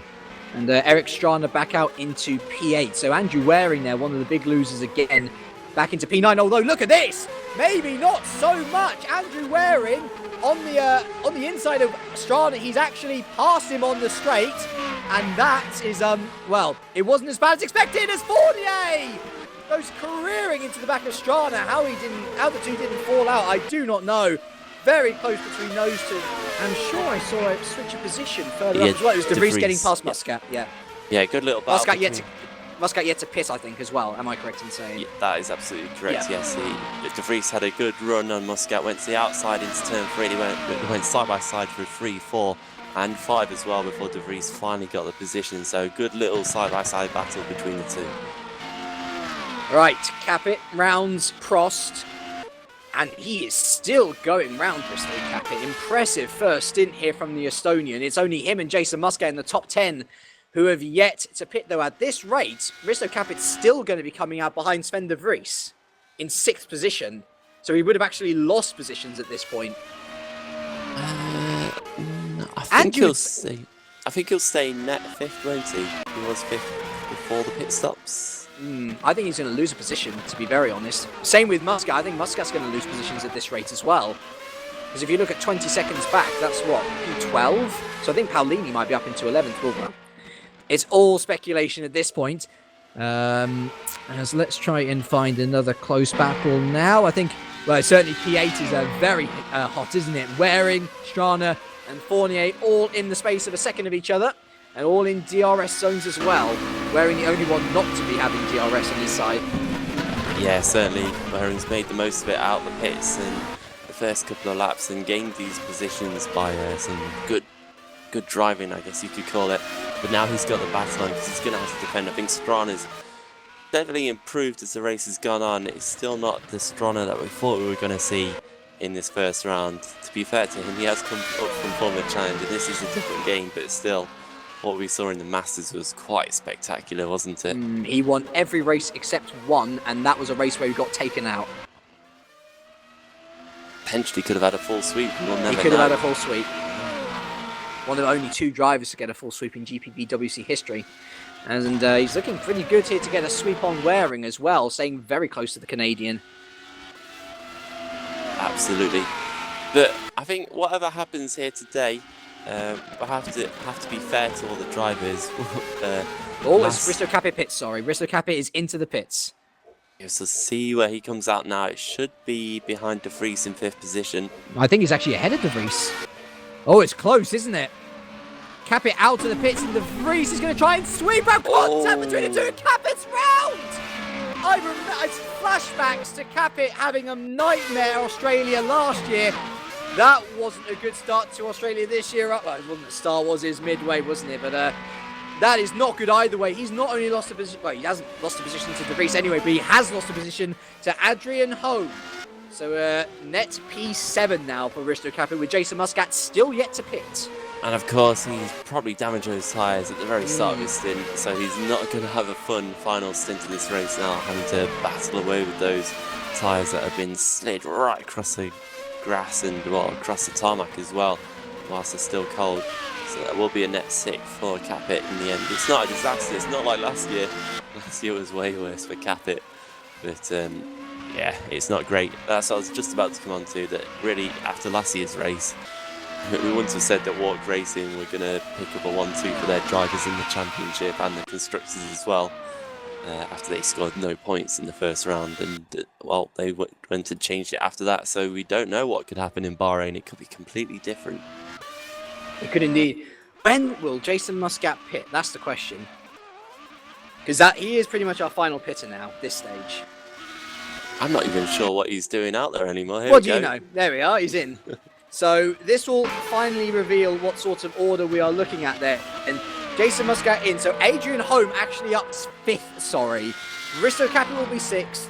Waring 7th. Strana 8th. Fournier 9th. And Milan 10th. Will Paolini gain 11th from Jason Muscat, though? We're about to find out. Muscat still sat in his box, and Paolini's already gone past on the pit straight. So yeah, Muscat has lost the position. It's whether or not now that he can use his fresher tyres to gain that time back, as Timo Toika behind him is a lap down, so it's not going to be an issue. Muscat's in completely clean air, and he's going to have to hunt down Paolini now for 11th place. So then, Lars Brugman, and after the final lot of pitters, is 3.6 seconds ahead. And Sam, I'm going to let you just take the lead comms for a little bit, because I have to let my poor mother in, who's been locked out outside. That's right, James Kirk finds it more important to commentate than get his mother in. She's been out there for about an hour now, so I think he's finally let the torch end. So Brugman leads the race from David Vrancic, about 3.6 seconds between the two. It is, of course, Team Proline, Street Fighter Racing, then Team Proline again with Niels Brugman in 3rd position. And then we've got the Satellite Racing driver of Sven de Vries in 4th, and Adrian Home, of course, in 5th position of what used to be Simcraft Racing, has now changed hands and is called Go Sport. I was thinking of completely the wrong thing there. Go Sport's there for Team Home, so that's a good start to the season for him if he can pick up 5th position right here. I'm back. As Risto Capit rounds out the top 6, and James, I bet she wasn't too happy, was she? Stood out the door waiting for you. Well, she wasn't waiting for me. I thought that she'd let herself in. She was out there for 20 minutes. Oh dear. So, I said to her, but Mum, I'm doing an important thing in my life. I'm commentating. Anything for you guys anyway. Right, so did anyone crash while I was away? Nope, I think everyone's stuck to where they were, unless I've completely missed something, and the viewers at home might be shouting at their screens right now going, oh, you've missed it, the biggest crash ever. But no, it looks like it's all still as it was, 19 drivers on the lead lap, and then we've got 4 drivers a lap down, and that's the whole field, 23 drivers, and only 5 retirements. That's not bad for the first round. Really not bad at all, is it, apart from that first corner? Are we going to see that in race 2 as well? Are we going to see it in race 2? Hopefully not. What I do hope to see is a nice, clean battle between 9th and 10th now. Jeffrey Fournier versus Boyer Milan. I think that Fournier's been a bit hard on his tyres this race, but Milan's been making mistakes, and it was mistakes that saw him perhaps a little underachieve in our Factor 2 events last year. The question is, will the Enterprise fill-in driver be able to hold off the Spaniard who's looking to have a strong campaign for ST? Yeah, that's going to be good for the ST Racing team. We know their struggles last year. They had a few good results when they brought in former challenge drivers. into the team for a couple of rounds, but 10th place for one of their permanent drivers is going to be an absolutely dream start for the team. Potential of the first group pole as well. That would be quite something to see an ST on the front row of the grid for the second race. Of course, he's got Paolini not too far behind him. That's going to be an interesting battle towards the end, I'm sure. He's having a nice, quiet little race, Paolini, isn't he? His strategy has worked so far. Will it last the distance, though? That is the question I think all of these drivers are going to be asking themselves. If you're interested in the guys behind Paolini, Muscat's P12, Rakan's P13, and he's been able to pull out a bit of a gap now on Scott Beresin P14, and Tobias Olsen rounds out our point scorers. But Dennis Jordan is very close behind, actually, so the German could look to get Evolution on the board with a single point in the first race. If you're interested in our retirement so far, by the way, it's Danny Asprey, Craig Baxter, Matt Richards, Edgar Ruiz, and Mark Fuller there, the latest retirement on lap 15. So we've gone 10 laps without a further retirement, which is excellent news to see. It is always good. What will not be good for Lars Brugman, however, is seeing David Frankic rising up closer and closer in his rearview mirror. He has cut the gap down by about 0.6 this lap alone, and he's now within 1.5 seconds, whereas he was 3.3 seconds away. That is quite impressive, actually. Yeah, looking at Frankic, 32.9 on the previous lap, and Brugman's, well, he had a bad lap actually, didn't he? A 35.0, so something must have happened to Lars on that previous lap, and that could have literally just been running wide in one corner. It's that easy to make a mistake on this mod, this series, and these cars, and that's really where we're going to see the most consistent are going to be thoroughly rewarded this year. And Brugman's looked consistent so far, but he has made a mistake, and he's just got to keep that to the back of his mind now for the rest of the few laps remaining. Keep in mind, Niels Brugman is actually pretty close behind Frankic as well, so perhaps the second of the Brugmans can have a say in what way this race swings as well. The race a bit far behind now to do anything about it. He's got more worries actually in the form of the Swede Adrian Holm in 5th currently. What a great debut for the Swede. We know he's an ITC champion, a former ITC champion, such a strong driver, multiple race winner. To jump into Supercup, the intermediate level of career ladder, and do this well on his first race. I mean, it's almost Felipe Nasser-Sauber-esque. Good levels of driving. Yes, and let's just hope his season doesn't go the way of... Sorry, as Eric Strada's just passed Andrew Waring, I noticed. Oh, yeah. When did that happen, I wonder? Oh, it looks like, yeah, Andrew Waring went very, very wide at, turn 12. And up to Ascari, Eric Strada just forced the issue into Ascari. And they took the position nice and easily, and it's really closed up, 7th to 10th here. Fournier and Milan right in striking distance now.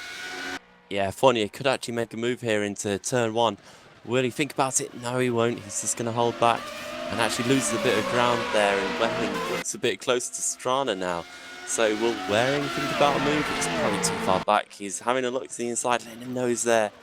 But yeah, nothing was really on there. It'd be a crazy dive bomb to try and make a move into that corner. This battle is not going away. Strana's got ahead, but he's not pulling away right now. And we could see this continuing. And of course, any of these guys could get pole position from the position that they finish in, so it's quite critical. And don't forget Paolini as well, who's quietly creeping up onto the back of these guys as well. He could be a... What if Paolini was to get 10th place on the last lap and then get pole position on for race 2? It can happen. That would be a big thing, big thing for Paolini. He'd be ecstatic, but of course the opposite would be for Milan, wouldn't it? He would be absolutely gutted. Just noticing that Holm is getting closer and closer to the crease every single lap as well. I reckon we might have a decent battle for the core by the end as well. I think one thing is for certain though, Sam. Dirty air really not so much of an issue in this series. At least on early impressions. It is not as bad as anyone feared. I'm going to reserve that judgment until we have driver interviews, because yesterday I didn't notice the broadcast. They didn't seem too concerned about the dirty air, and it's fair to say the drivers came out that race and were like, what have we just witnessed? What have we just been put through? It's absolutely crazy. I mean, just to tell a story, my teammate Jonathan Holmes, he was behind Fournier for the entirety of race 1, and he just said the same thing happened every lap. He would close up on Fournier, and as soon as he did, he would lose the same amount of time in the dirty air, and he'd fall back and then of course regain it again, because he was effectively quicker than Fournier over a lap, but there's just nothing you could do about it, and it probably hasn't quite been the same here today. But again, I'm sure it'd be interesting to see what De Vries has to say about that first stint behind Brugman. That would be interesting to hear about. Speaking of Fournier, he is really embroiled in this battle now. Eric Strana's actually pulled away very nicely and is wearing Fournier, Milan and Paolini now the battle for P8. Notice that Scott Beresford and Maurice Bracan are close together as well, so still plenty of points positions up for grabs, up to be switched around. Through 11 and 12 we go though with this. Smoke Pair and Fournier massively clips it. No, that is poor driving from Fournier. He did not have to do that. Paolini involved. That was disgustingly bad driving from Fournier. Put the brakes on. And now he's what a stupid move from Fournier. Utterly disgusting. And that is going to give 3 positions to Muscat, to Bracan and Beresford as well. And well, that is a real shame. I thought we were going to get through this race with the exception of race 1, or with the exception of turn 1, without stupidity like that. Boyer Milan out of this race, completely unsighted as to that incident. And I think Matthew Allington, he put a really good post in the Formula Challenge forum last time. If you're going out of control, brake. And that is what he did not do. And I hope he gets a hefty penalty for that as well, because that's terrible. Might not affect him too much, of course, because he's not. He's not on primary. Yeah. No, he's just racing Supercup if that's the case. And both him and Paolini come into the pits. The pit stops aren't long, to be fair, for repairing the vehicle, so that won't penalise him too much. But I think neither are going to get any points here. I think as McGlade comes across the line, he takes 15th position. He'll be delighted with that after the race he's had. Yeah, I mean, he was in the carnage at the start. I bet at the point in time in the first lap, I'm sure he probably said to himself, I could quit this race right now. But he stuck to it, and he's hopefully, fingers crossed, going to be rewarded for it. Absolutely. And I tell you what, for Fournier's teammate Beresford, he could be in with a chance of reverse grid pole position now as well, because he's right in the battle for P10 now. Maurice Bracan occupying that position. And they'll both be aware of it as well, won't they? Look at that. It's going to really heat up between these two now in the final 5 laps. It's going to be all out, and Beresford's just going to have to make a brave move up the inside, I think, and just get close enough and just stick it up the inside, and that's the only way he's going to get an overtake done. We'll see if it happens. Of course, Bracan's going to feel the pressure as well, so he's got to just keep it clean and don't put wheels off the racing line. That's the key thing. He's got to keep near the racing line, otherwise he's going to lose a bundle of time.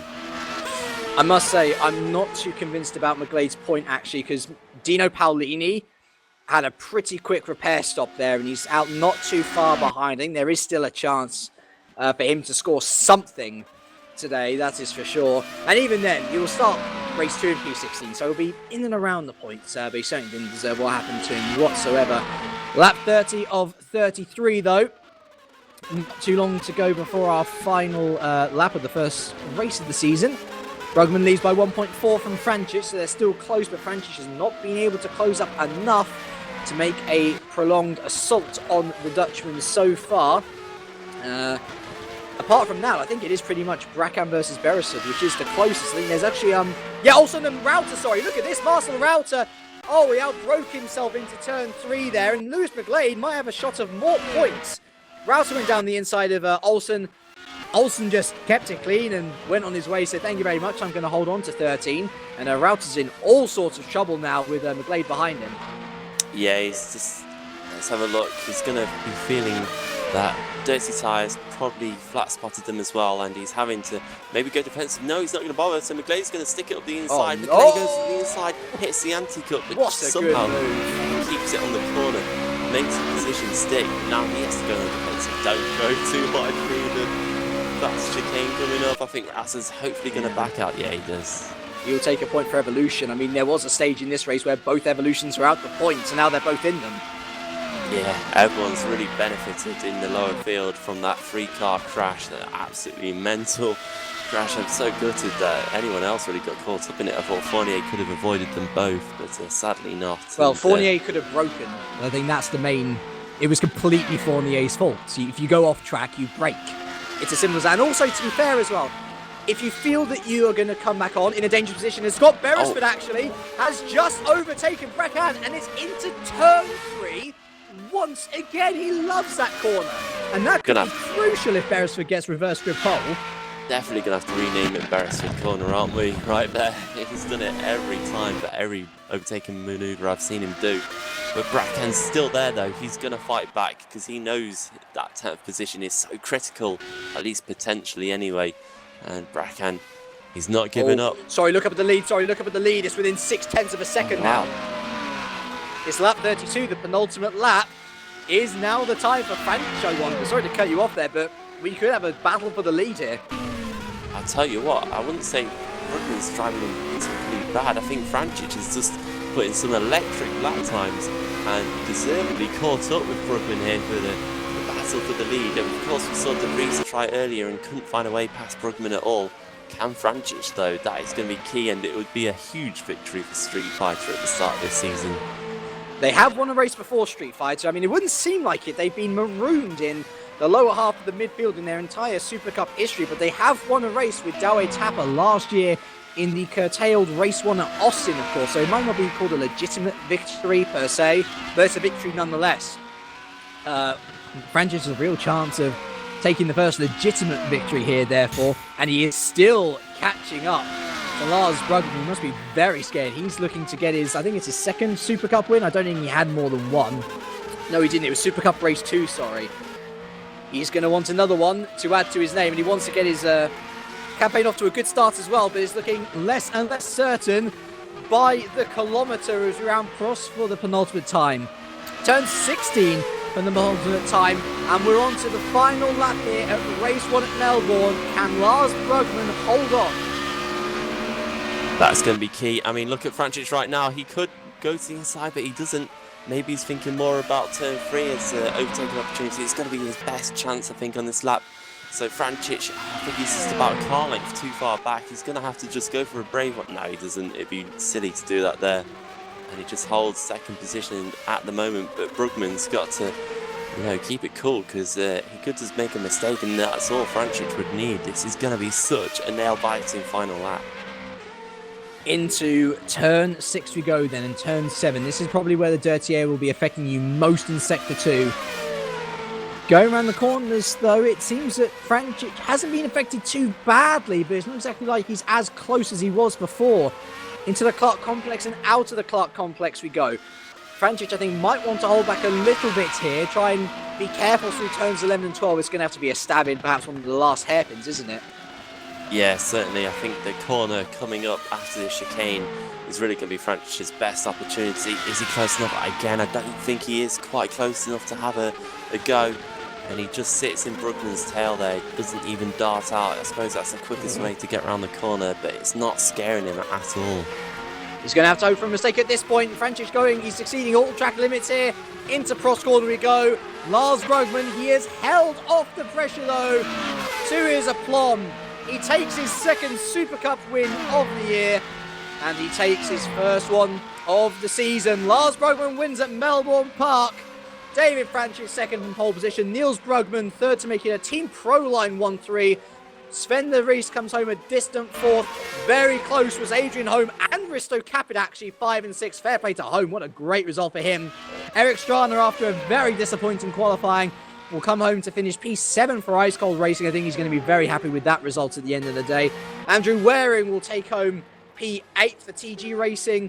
Jason Muscat, after poor qualifying as well, will come home P9. I think he'll be delighted with that.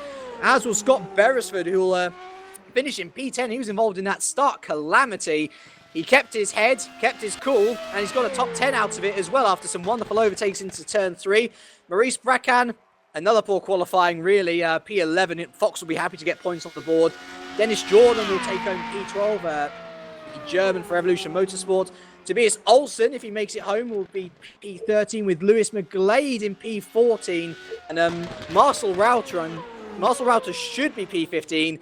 But Dino Paolini is very close, actually. I'm just going to see whether there are any final mistakes. No, Olsen will be 13th.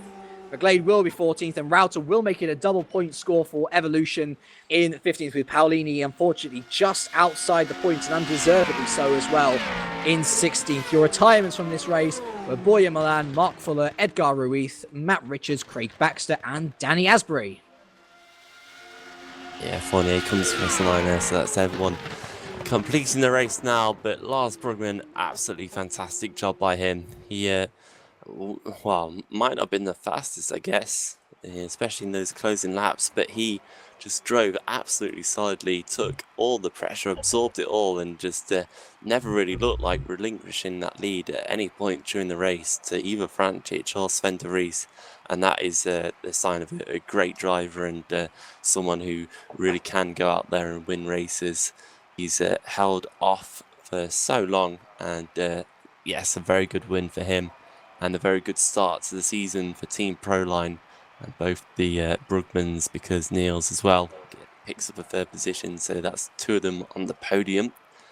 Absolutely fantastic news for them two, and De Vries will be disappointed with that, I think.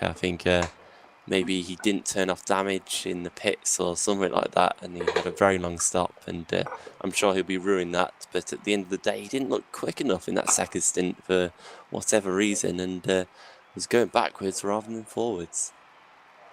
Absolutely, and well, I think overall as well, what can we say for the guys who are finishing in that midfield? I mean, to qualify outside the points is always disappointing. To end up with top 10 finishes is pretty exciting, I would say. It's always good to get your campaigns off to a great start when perhaps you're thinking maybe we should reserve our judgment on how well we can do this year. And especially in those top 10 positions, every one of them in with a chance of pole could make for a very exciting race too. Who disappointed you though, perhaps, Sam? Who was a bit underwhelming that race? A bit hard. I mean, Strana, I guess, looked a bit quiet compared to what I thought it was going to be before today, but in the end he still had a good race in terms of where he started and picking up the positions to at least move from his low, I guess, top 10 starting position into, I know it was worse than that, wasn't it, actually? He was very far back, but he ended up in 7th nonetheless, and I think we'll see what he can do, especially if he gets pole. I mean, he could win the second race up for all we know, and we'll be completely talking completely differently about him. Who else? I mean, looking through the field, I'd have to say, Fournier for that crash. That's disappointing for him. Well, I mean, it's disappointing in a certain regard. He caused a terrible crash, which meant that Boya Milan retired and Paolini got no points. Yeah, I mean, it's just disappointing that he made a mistake to begin with. Well, yeah. That's very disappointing. Clont was disappointing because he got caught up in the carnage at the start. Yeah, where was Clont even? I didn't even see him all race. No, he lost the front wing and spent time in the pits and dropped a lap quite quickly, and that was it really. Probably tell you had a boring race. I won't be surprised. Yeah, it's incredible how much changes in a year. Yeah, no wet weather either. Not no wet weather, no. It's a lot forecast to be a lot drier than last year, and I think for some people they would love that. For others, not so much.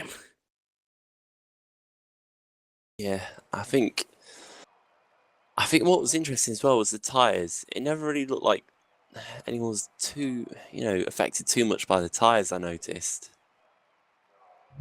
It looked like he didn't, did he? I was expecting from the birdie that Frantic was going to struggle massively. That didn't seem to be the case whatsoever. In fact, he was improving at the end. Yeah, he looked the strongest at the end of a long stint, didn't he? Which is quite amazing. And he ran for such a long time as well in the first stint. So that's interesting to see. Maybe, I mean, I've noticed that it does differ from session to session depending on how rubbered up the track is. And maybe he was doing a lot of laps on a very green track with not many drivers on it, and that can really make a difference. The kind of real world grip, as I'd like to call it, in R-Factor 2 is quite impressive. It can be annoying, especially at the start of the session. You just think, I can't bother to go out because it's not worth it. You got no grip, but it is quite fun to see the track evolve, and I like that feature. Apparently there was a lot of locking up from a couple of drivers, causing almost like a smokescreen effect. Turn the special effects down. That's all Turn you the need to special do. effects down, exactly. You don't need to see their smoke. Simple No. as. I did notice as well that Sven de Vries said that he wasn't aware that he had any damage, so he doesn't understand why his pit stop was so long. Interesting. Well, we've seen it a couple of times with R-Factor 2. I think it is very much just sometimes you get bad pit stops. I guess so. That's a bit of a shame if it is. We don't want races decided by that. Then again, we had races before, didn't we, where drivers were stacking in the pit lane. That's always eventful and creates lots of carnage. And, well, for Mr. Beresford, things are about to get a lot better. Reverse grid is 10. So that move on Maurice Bracan did turn out to be one which gave him a massive boost for race 2. And so the front 4, or the front 5, I should say, are going to be Beresford and Muscat on the front row, Waring and Strana on row 2, and Capit and I'd imagine Home on row 3. That's interesting. I'm struggling to pick a winner, but I reckon, I know we're doing this a bit early on, but I thought I'd come in anyway straight away with a reaction to that. I reckon Strana can win race 2. You think Strana can win? Yeah, I think he can win it. Because I think it's going to be a case similar to what we saw in Formula Challenge yesterday, that if you could get out in front, it's going to be very, very hard to overtake, and you're going to be enjoying all the best quality air in front of you. So I think Strana can make a few good moves at the start. We've seen him do well in terms of starts, especially in race 1. I saw it as well, and I think he can do it again here. Pick up first place by maybe the 3rd corner, and he could win it from there. I'm going to stick my neck out, and I'm going to say Jason Muscat. They're not going for your own driver then. I guess you don't want to really. You don't want to put a jinx on it. But, well, I mean, people will know I'm not biased towards my drivers because of what I've said about Fournier, but, I think Muscat's got that experience. He's a race winner. He is super experienced in Supercup and the league as a whole. And I think it was just one of those races where it didn't go his way. And if he can find a good amount of space out in front, world's his oyster. And he did do a good job of holding Olsen and Paolini up, didn't he, for the whole of the first stint. That's impressive by Muscat. I'm also tempted to say Capit, but I'm not sure his pace was that electric, to be honest. He was very underwhelming for me. I think he was worth a 5th position. Yes. Capit today. Yeah. That was about it. That's a very apt analysis of his race, for sure. Right. Important part of the year now, Sam. Yep. I want your best livery of 2016. So we can't completely do it, because I think, isn't it the case that Street Fighter haven't released their full livery for the season? Apparently this is their full livery now. Oh, it is their full livery. Okay. I thought I heard otherwise. And then, of course, are we waiting on anyone else for livery? I don't believe so, no. No, we're not actually, are we? So, that's good. Okay, I can give you my full opinion on the liveries. And really, I can't see... Well, I can see some of the teams other than the one that I'm going to pick. But I really, really like the TG Racing livery.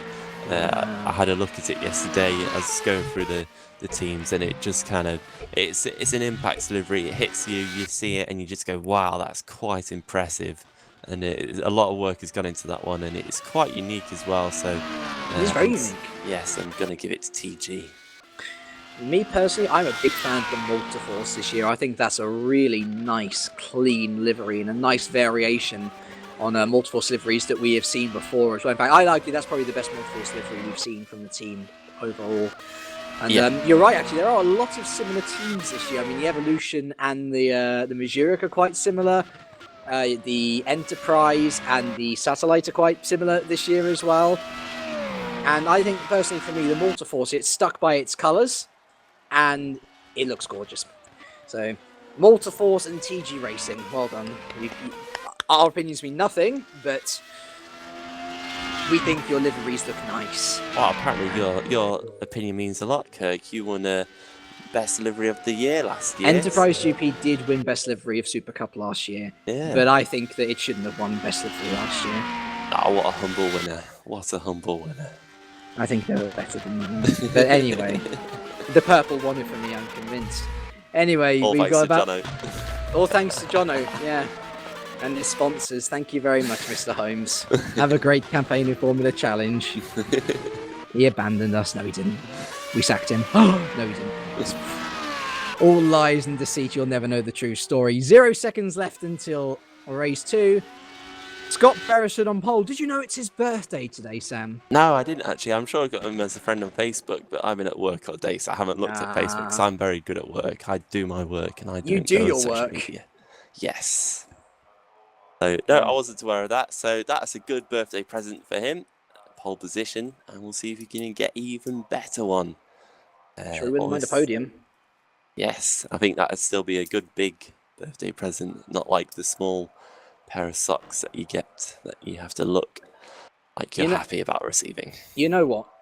I actually love new socks because I wear through mine so quickly that it's always good to have like a new, like it's always effort to wash your clothes. I think every man will agree with me on this. It's effort to wash your clothes, and to have a brand new pack of socks which you can just take out and they're ultra fresh is amazing.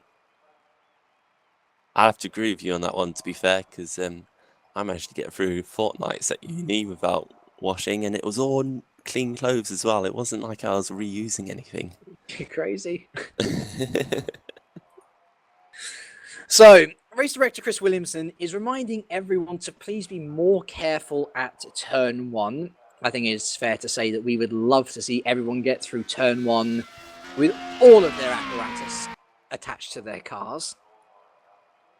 And just to show that we are a little bit better than Formula Challenge as well. Are we? We're going to find out.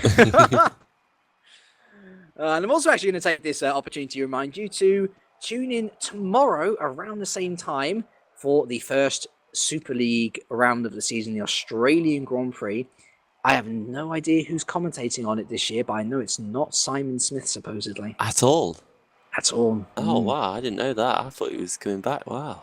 Yeah, he warned at the end of last year that he might not be able to do it. And supposedly he can't, so... Those work commitments have gotten in the way. That's a shame. But I'm sure whoever comes in will still be good. I think we all love a bit of Smithy. And he loves a bit of all of us as well. Except you, Sam, of course. Yeah, well. Didn't take him out yesterday, though. You didn't take him out yesterday, you're right. Oh, dearie me. Righty-ho, then. Let us see whether round 2 is better than round 1.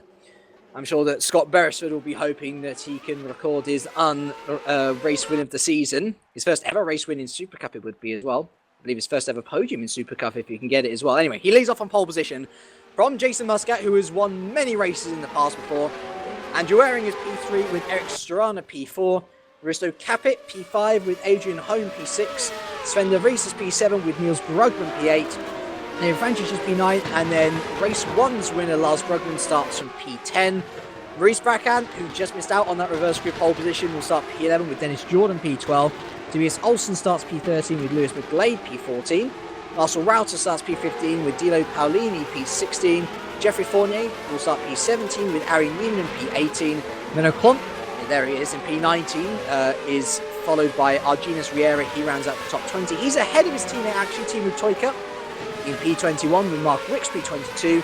And then we get to the retirees from last race. Boya Milan P23, Mark Fuller P24, Edgar Ruiz P25, Craig Baxter P26, and Danny Asbury in E27, which means we are missing one car.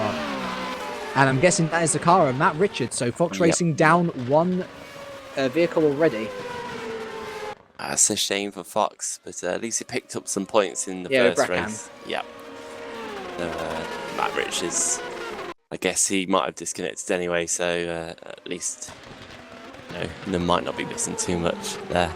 But this is going to be such an interesting start. The first reverse grid of the season for the Super Cup, and I got some feisty drivers up near the front as well.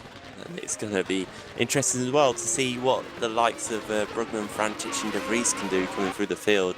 We've seen that it's not entirely easy to get past people this year, so the emphasis might be on those guys starting near the front. It's still a long race, a little over half distance of what we ran in race 1, so it's going to be a long one in terms of, it's still plenty of laps to overtake, but the first 3 corners I think are going to be key to finding out who could potentially win this one. It's a sprint race to the end. It's 19 laps.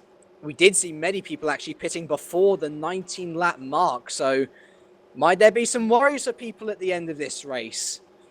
We shall certainly have to wait and see. That could be another factor that filters in as the last people get into their grid boxes. It's Enterprise versus Multiforce.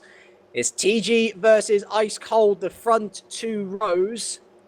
They'll come out on top in turn 1. We got 1, we got 2, we got 3, we got 4, we got 5. And we're racing for the second time today, and it's a decent start by Beresford. A great start from Waring from third. He's passed Jason Muscat already. Beresford with the best getaway out of the front 4, though. He leads into turn 1 from Waring. Muscat third, and Strana gets tagged from behind. He's able to save it, though. And it looks, we've got an Evolution off, we've got a Fournier off as well. But overall, much cleaner start. That is the good news. Into turn 3 we go. Beresford and Waring, they'll just be wanting to run away from Muscat. But look at Capit already up to P4. The Estonian having a great start. The Vries up to P5 as well. Past home, 2 of them very close to Trito. Brugman 7th. Strana 8th after that little wiggle. Lars Brugman 9th. And Maurice Bracken up to P10. French has actually lost the position down to P11. So not a good start. The second place from last time out. Into the Clark Complex we come now. Beresford still leading, Waring giving him plenty to think about though. Looking behind to see whether there are any moves going on. Yes, there is. It's Tobias Olsen on Lewis McGlade. Nothing doing though between the Englishman and the Swede though. Lewis has actually gained a couple of positions. He's up to P12. And Meadow Klons has had a great start as well from P19 up to P15 for the Dutchman. A much better start then. It's also very close in that midfield with lots of switching short to go around. As they're heading into Ascari, it looks like Beresford is starting to extend his lead to Andrew Waring actually is Niels Brugman there in home, coming to contact, and Niels Brugman just about holds it, and he's just going to get swamped now. Eric Strana looks on the inside, unable to do anything. What about into Prost? I think he's going to go around the outside, but no, Brugman holds on. But at the end of lap 1 then, it's Scott Beresford who's leading from pole. Waring second, Muscat third, Cabot fourth, followed by De Vries home. Brugman of the Niels variety, Strana, Brugman of the Lars variety, and Bracan rounding up the top 10. But for how long is David Francis there? He's going to have a little peek into turn 1. He breaks later. He goes in. But Bracan is just about to hold on. Good defensive driving. But Francis is all over the back of him. And look at Lewis McGlade as well. He's in a battle with Hansen. Oh, gosh! What a crash that was! Bracan and Francis, I don't know what on earth happened. But the two of them got caught up in each other, and how on earth Lewis McGlade avoided that is beggars belief. His life flashed before his eyes, but now he's at P10. That was absolutely huge. I think Frantic might have pushed Bracan into the wall.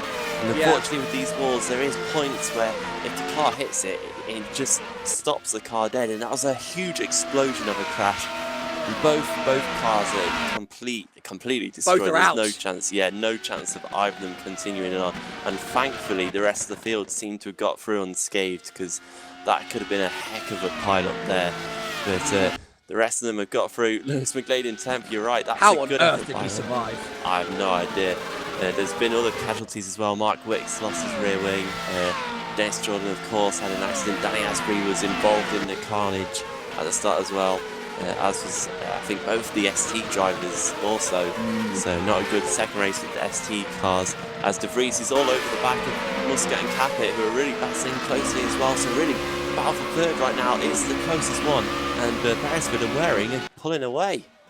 This will be very, very exciting news for those two teams who are nowhere near the top as De Vries is through on home. And that is sweet revenge for last race where they were a bit too close for comfort, I would say. De Vries up to P5, home down to P6. Next on his agenda is Jason Muscat, long-time rival. Yeah, Muscat's actually dropped back off the campus as well now, so this is really interesting. It seems to be a case of maybe if you can just break away from the car behind you, then you can create that gap and certainly benefit from it. And that's what the top two have done at least. Cabot now, I think he can start to pull away from Muscat.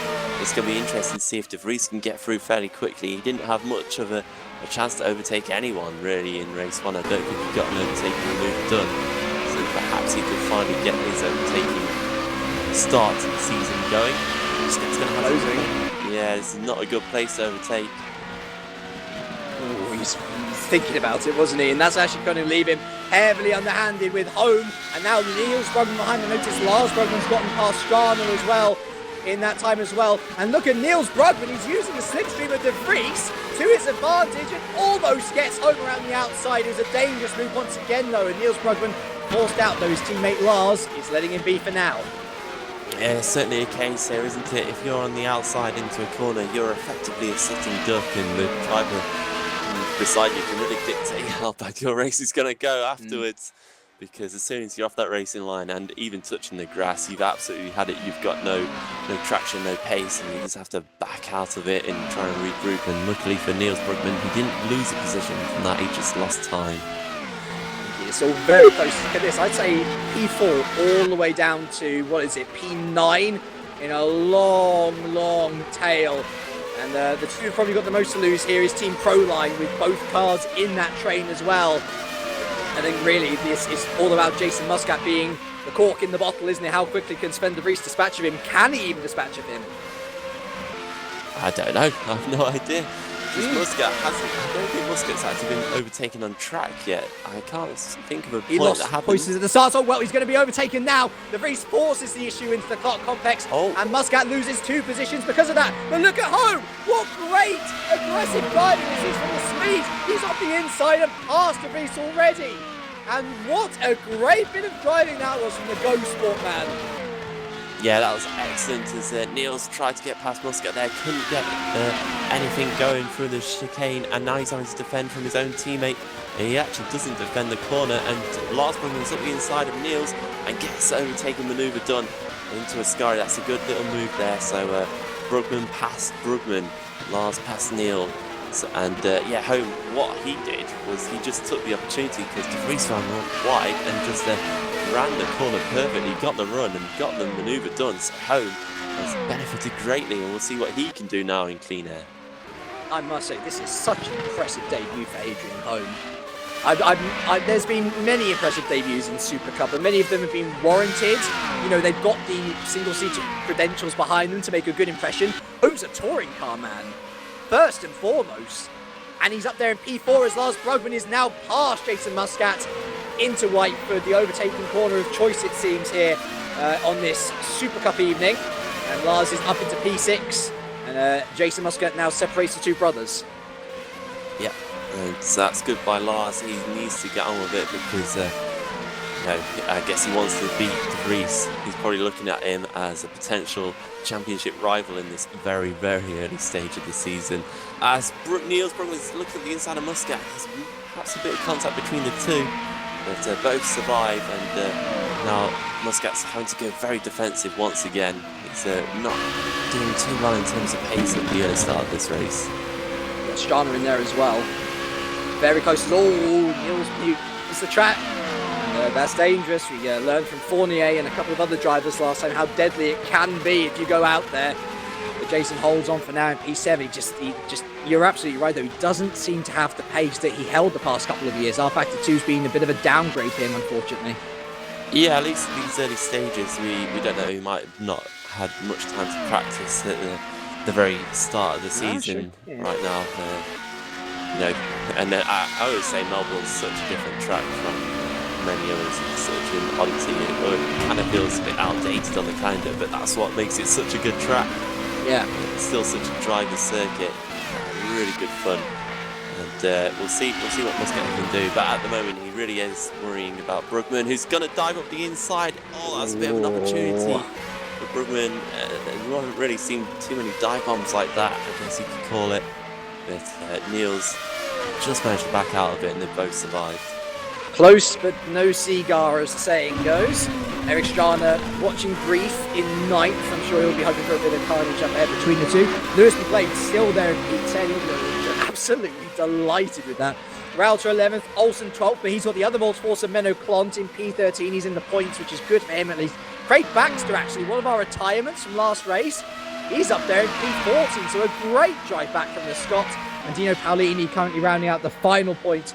The German there or thereabouts, but in close pursuit is Arjunis Riera looking to get Racing Team Stroton on the board. Timu Toika and Jeffrey Fournier a bit too far behind really to do anything. The 3 retirements so far, still only Mark Wicks, David Francic and Maurice Bracan, as Scott Beresford continues to lead, heading on to lap 7 of 19 by 1.9 seconds. Yeah, I've just been watching Niels Brugman again, and I just feel like perhaps he's getting a bit too excited. I don't know. He's kind of taking opportunities where he shouldn't be taking opportunities. He had another look at Muscat there into the very fast left-right chicane, and it's really not an overtaken place, and he just lost a lot of time for it. It's not the first time this race that he's done it, so I think he just needs to calm down and follow the driver through some of the more tricky corners and then try and make the move. Waring's round! Sorry, Waring is round! He's round at white. He had a massive lag moment up in turn 2, and then, oh, how bizarre, it was a massive lag moment. He just lost it completely into Whiteford, spun up his wheels on the grass, and it means that Risto Capit is now free. And into second place, and Adrian Holmes onto the podium. Yeah, oh, look at that by Waring. I've seen that now. Yeah, he locked his his front left, turned in perhaps a bit too early and had to bail out of it, touch the outside curb, and that curb is lethal. You don't want to be touching that outside curb at all. It's like driving on a curb in the wet. It's got that little grip, and that's unfortunately what's just caused him to spin. He's hit the wall, hopefully not too much damage. We'll see if he can recover, but I can tell you, again, his tyres are going to be absolutely shredded. And all of this benefiting Scott Beresford as Jason Muscat and Niels Brugman go side by side into Ascari. Niels Brugman once again trying to move around the outside. This time it comes off, and the Dutchman is into P7. I think he learned. I think he just held it. Oh, Muscat's gone wide. And Strana's going to have a run around the outside in the penultimate corner. That's probably going to pay off for Strana. Look at that. Wow, good move. Yes, he gets it done. So Muscat's down into ninth. And Lewis McGlade's holding on to these guys, so he could even get a position out of this. Oh, but here comes Jason Muscat straight back at Strana, using the DRS, and he's through. He takes that position back. Thank you very much. Wow. Strana's certainly not having it all this year. He's having to really fight for his positions. And he's looking up the inside. Oh, that's a bit opportunistic there by Strana. And going to cost him a little bit of time. With him, isn't he? Yeah, that definitely cost the pair of them a bit of time there. McGlade will be looking at this and thinking, I don't want to get too involved, but I could get a couple of positions right here. Absolutely. So, Scott Beresford, thanks to that Waring madness, is now leading by 3.6 seconds. Risto Cap is a good ways behind, but he's also notably faster than Beresford in the couple of laps that he's been second now. What do you do if you're in Beresford's position and Capit is flying at you like that? Because I'm looking at home actually, and he's closing on Capit. So is it just all about hoping and praying that Capit falls back into the clutches of home and the two battle? I think that's got to be the case. But at the end of the day, if Capit's going to fall into the back of home effectively, then he probably doesn't deserve to be winning the race anyway. So it's really just going to be down to can Beresford keep his cool and drive it like he is at the moment. He's actually gained time on that lap, a 10th. Let's have a look. So Cabot's done a 33.6 and Beresford's done a 33.4. And a 33.4 is actually a very, very good lap time. We did see 32s in race 1, but even Lars Brugman himself, when he was leading, he was doing constant low 33s, and that was good enough to win the race. So I don't see any reason why, if Beresford can keep this pace up, why he can't win the race here today. Fascinating. Really fascinating. As Waring's had a bit of a moment out of turn... What turn is that? It's turn 4 and 5, actually. And he's just been able to keep it together, but I think he's under a lot of pressure, Waring. Niels Brugman bearing down on him now. Muscat still in 8th ahead of Strana and McGlade. Rauter in 11th, but he's got Olsen and Klomp for close company, and then it's Baxter 14th and Paolini 15th with Riera. He's got the points in sight, but it's debatable as to whether he'll be able to get anything from it. And also, actually, just a point as well, Danny Asbury involved in the start issues again. He's back up to P18, He's just dispatched of Jeffrey Fournier, looking to dispatch of Teemu Toika. He, with a bit of luck, could score a point still. It's only halfway through this race. Oh, I think to be fair to Asbury, he's got the pace to be a top 10 driver for sure. And I think this guy behind him, Fournier's just lagged out. Fournier's gone, I think. No, he's back. No, he's back. That was interesting, and he's actually all over the back of Asbury right now, so Asbury's going to have to go defensive. Up here into the right-hander, he's just got to keep it steady. He's offline and just manages to get through Toika in front and nearly bins it as well. At least they're all battling happily down outside the points as well. Battle's a battle, isn't it, at the end of the day? As I tell you what, look at this. Capit now 3.9 behind, and Home is right with him. You're right, James, talking about Home, catching up Capit and Capit falling into his clutches, and that's exactly what's happened. This is incredible by Home, and incredibly good for Beresford right now. And it will be interesting. I think if Home could dispatch Capit, we could have a race for the win on our hands, but we'll have to see if Home can do anything. Laps are running out, Sam. Yeah, he's got to do it now, I think, Home. If he sits behind Capit for a couple more laps, then his chance is probably gone. What a chance this is for Enterprise GP, though. They got a podium late last year. This would represent their first win in Super Cup. And funnily enough, Scott Beresford was the first driver to win for Enterprise GP in Formula Challenge. So maybe a good luck omen, the Englishman, for the English outfitters. Behind, we've got Andrew Waring versus Niels Brugman as Mark Wicks retires. He becomes... Strana's gone off. Sorry, Strana's gone off and he's in T10. Oh, yeah, he's gone right round, hasn't he? And round go. Oh, he's completely out the points. Completely out the points. As Waring and Strana is completely... someone else has gone off. Asbury. Who's gone off? Asbury's off. Oh, dear. And that means that, Strana's back on in P18. So let's have a look what happened to Strana then. You know what? He's lost it completely on his own into turn 11. Completely on his own. As for Danny Asbury, you know what? It was exactly the same thing. Completely lost it through turn 11.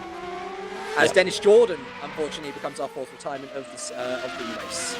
And our Genus Riera is in the point for Racing Team Schroeton, so they could get on the board finally. Oh, wow. Oh, no. Unbelievable. Bad luck for Dennis Jordan. He was right behind Mark Fuller, and Fuller's actually, I think he might have touched him. Fuller's retired as well, yeah. Yeah, Fuller hit the wall, and again, it was an explosive crash, and Jordan had nowhere to go, and unfortunately, that's him done for the day. That's a real shame. So our retirement count is up to 5 in this sprint race. And the time between Beresford and Capit just keeps on rising. 4 seconds between the two now.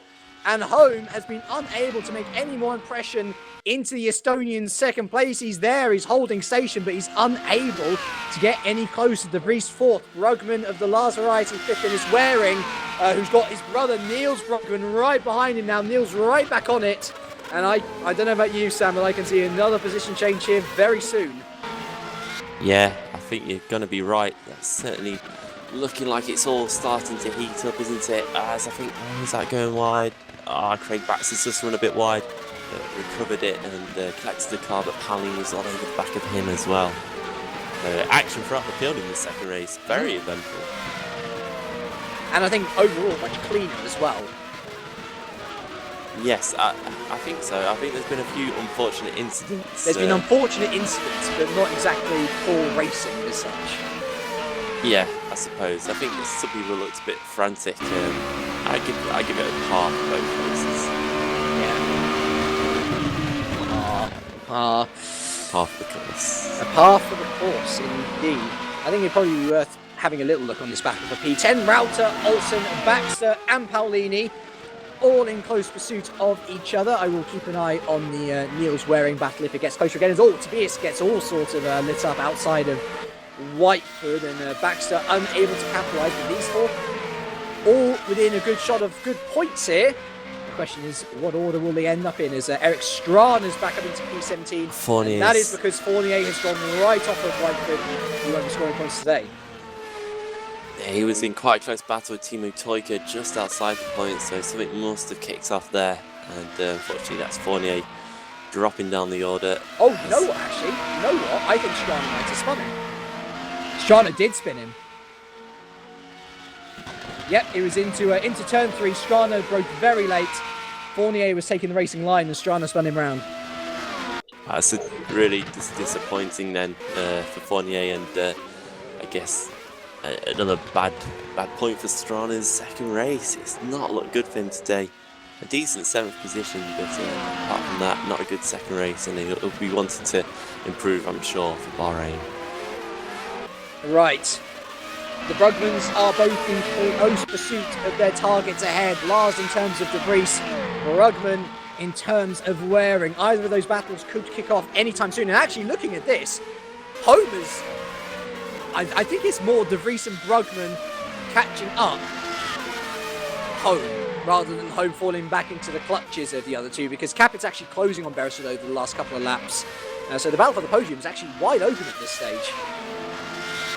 Yeah, I'm not really too sure what's going on with Capit's pace. He looked like he completely lost it, and now he's suddenly potentially one of the quickest drivers on the field at the moment in the race. It's suddenly opened up for Capit. Yeah, his lap times remain consistent actually. Nothing too spectacular. Holmes had a couple of scruffy laps. I think maybe just for consistency's sake, we'll go for Holm, Adrian Holm, as opposed to Home. Yeah, in case you could get confused with Holmes. It probably is pronounced Holm, isn't it? Holm. It's Swedish, isn't he? Holm, Adrian Holm. I've probably mullered most people's names today. It's the first race of the season. It's expected. It's expected. But anyway, Beresford then is going to head on to lap 14 of 19. 6 more to go. It is looking better and better by the lap. Bristow Capit, though, he's still there or thereabouts, but he needs to get a move on if he wants to overtake Beresford. Holm then 3rd, De Vries 4th, Brugman 5th. The other Brugman is actually now 6th. He's gotten past Waring. And where did that happen? It looks like it might have been into 11 and 12. Oh, it was into 11. He was going down the curved back straight and into turn 11. He took him very nicely. He was able to defend off Waring into Ascari. So Niels Brugman into 6th. That's good for Niels. We'll see if he can catch up with his brother, who's 8 seconds down the road now, actually. So he's lost a lot of time behind Waring there. There's Niels Brugman. Someone who hasn't lost much in the way of time is Scott Beresford. Still 3.7 seconds ahead of Capit. That is it's just constant, really. It's there or thereabouts. It's the consistency. Really good effort. I mean, all right, Lars Brugman's putting faster laps than Scott Beresford, but not by much. And at the end of the day, he's got traffic ahead of him now, so he won't be catching up anytime soon, because he's not looking like he's likely to get even close to Sven de Vries to make a move for 4th position right now. Yeah, absolutely. I tell you what, if Bristol does end up winning this race, it'll put his good start into perspective, won't it? Going back then to the battle for P10, where it's really started to heat up.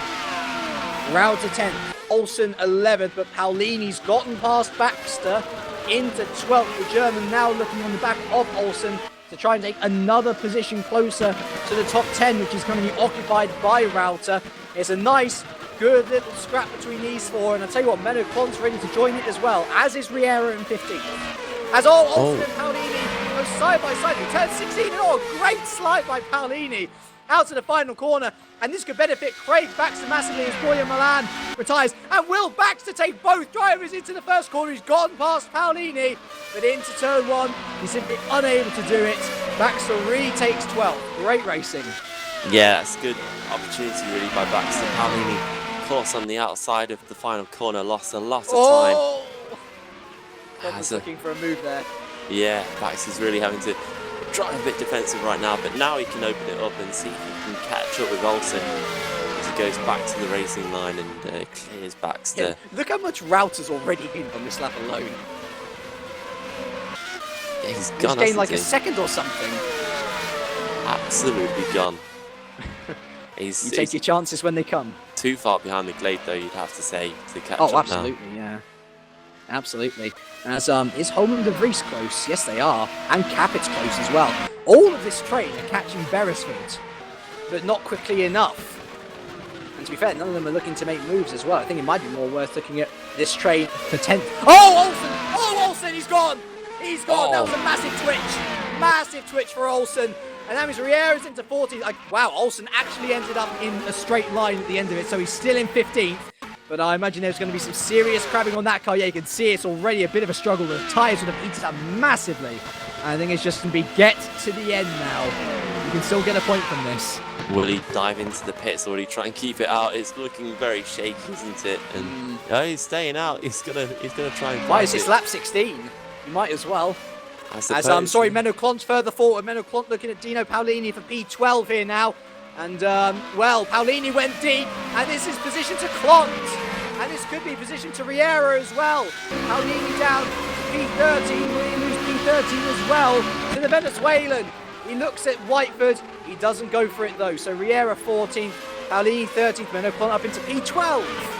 That's a great move there. It's still getting tight between the top, well, second, third and fourth as well. Looking very close between Cap at home and De Vries.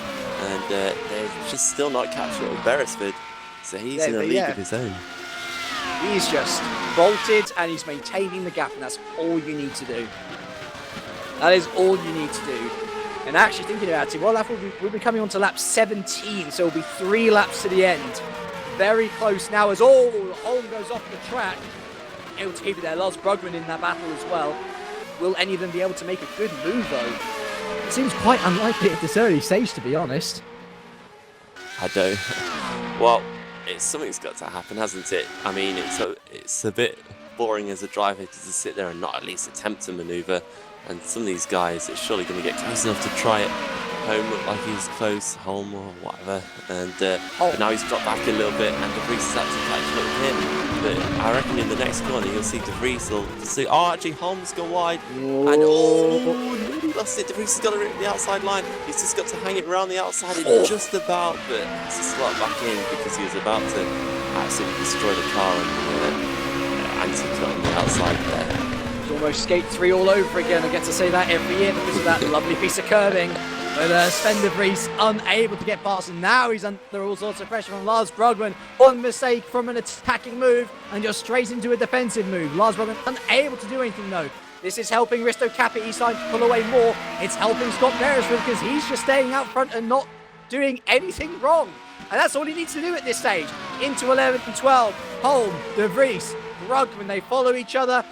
And they're not, it looks like none of them are close enough to make a move once again. It's toing and froing, but there's no end product. No, it's so hard to finish a move off, it seems.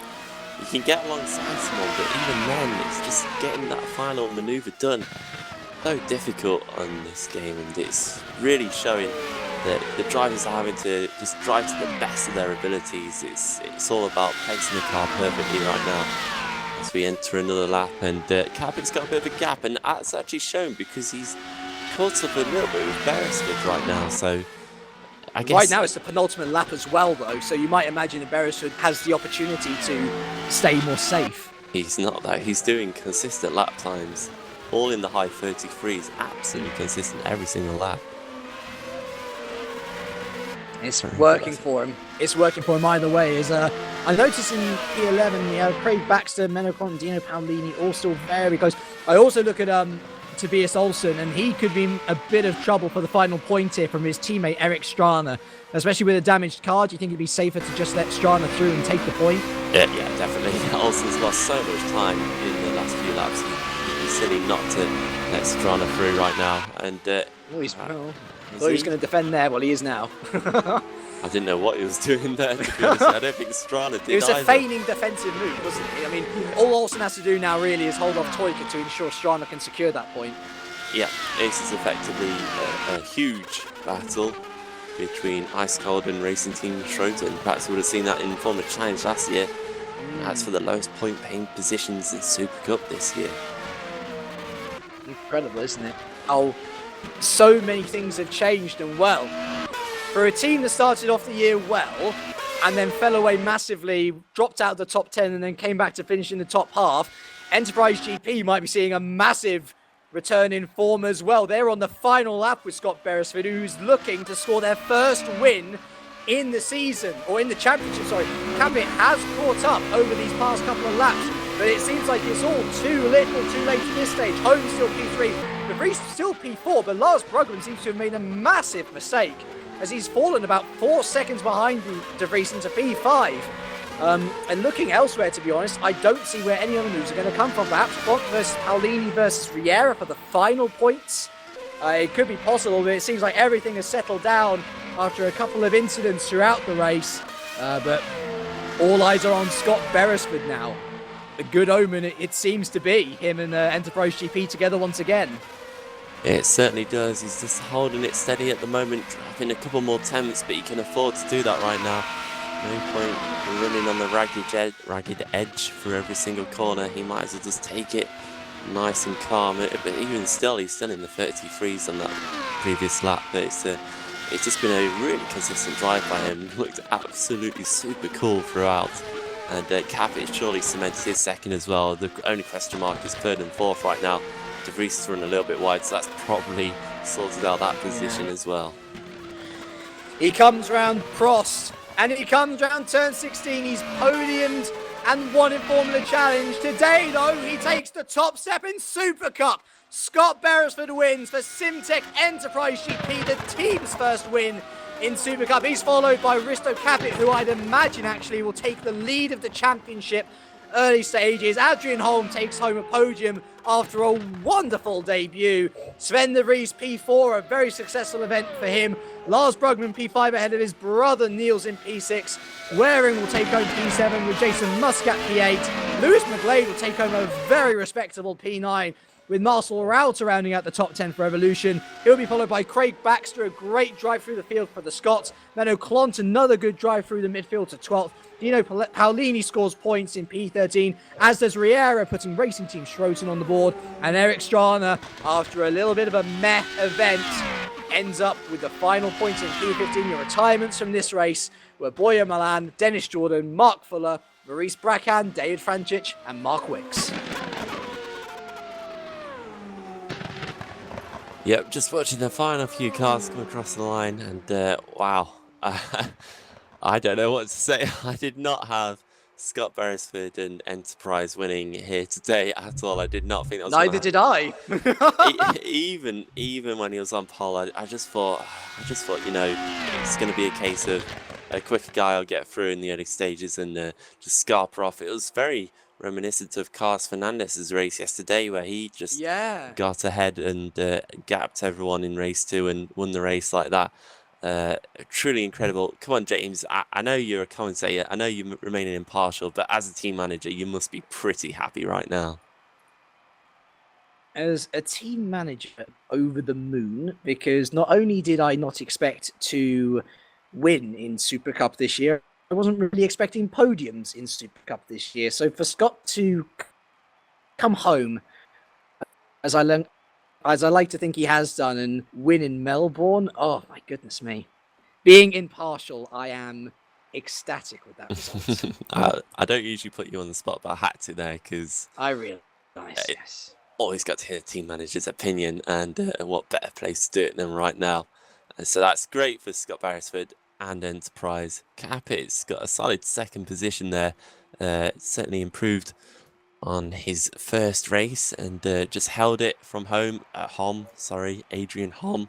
A great result for him as well on his debut. Absolutely, he should be really pleased with what he's done today to get that third position in race 2 after a very strong race 1 as well. Sven de Vries will probably be a bit disappointed in his overall results, but still very solid results nonetheless. Lars Brugman takes a good 5th position after winning the first race, so he can be pleased with that. You don't need to go out and win the second race. Can do, but it's not too important for the championship. Lars would be leader of the championship in the overall, because he won and got a 5th, whereas Capit got 5th and a 2nd.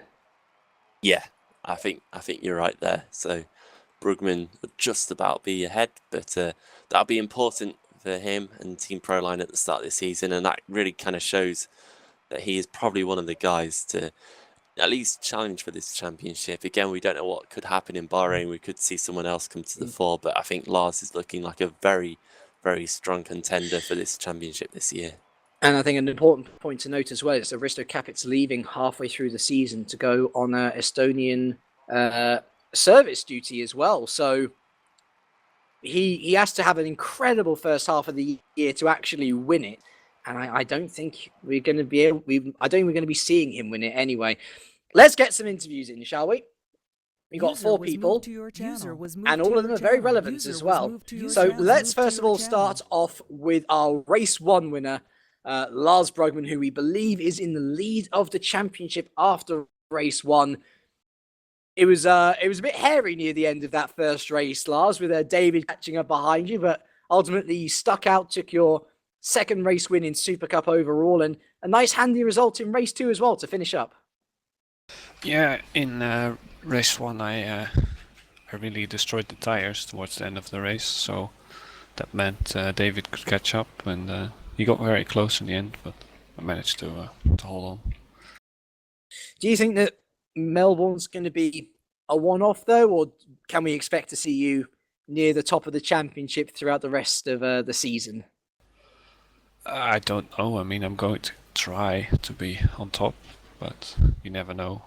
But it's a good start anyway, so that's nice. Yeah, absolutely. And also you got quite an interesting dynamic as you're driving with your brother at Team Proline. Is the dynamic any different from any other teammate? Because obviously you're so close. I believe you're living in the same house, aren't you? Yeah, but it's not that much different. Right, just we get on with each it. other's setups and then drive. That's fair enough. I was hoping for some sort of internal argument there, but nope. Just it's normal. It's another guy. Not yet. It might happen when we crash, but you never know. We shall wait and see. Anyway, congratulations on your results, Mr. Brugman. I will actually go next to the man who was fighting you to the end for that first race win, David Franchich. Ultimately, pretty good day at the office, I'd say. A pole position to your name, your first in Super Cup, a second position, very close to winning, but race 2. What on earth happened between yourself and Bracken there? Yeah, exactly. It was really good first race, and qualifying. It looked like I was better with less rubber on the track. I was finding more grip, and I really tried to catch Lars, but he had really amazing pace and didn't really make any big mistake. And in race 2, unfortunately, Bracken was moving, changing the lines, and I crashed because someone was chasing behind me, and yeah, it was really unfortunate. Bouncing back for race 2, though, do you think you can mount a title championship charge this year? Because you certainly look to have gained a lot of pace in the transition from R Factor 1 to R Factor 2. Well, the one thing is sure that I will try to do my best and make out for that mistake, make up. Yeah, for sure. Well, good luck with your year anyway, David. Thank you. Hopefully no crash next time out as we move on to, I think we'll move on to Scott Beresford next. Now, you got caught up in the turn 1 melee in race 1. Yep. Out of nowhere, you managed to get a P10, which ended up being reverse grid pole position. And then you go on to take your first win in the series. I'd imagine after that original turn 1 incident, they must have been a small miracle for you.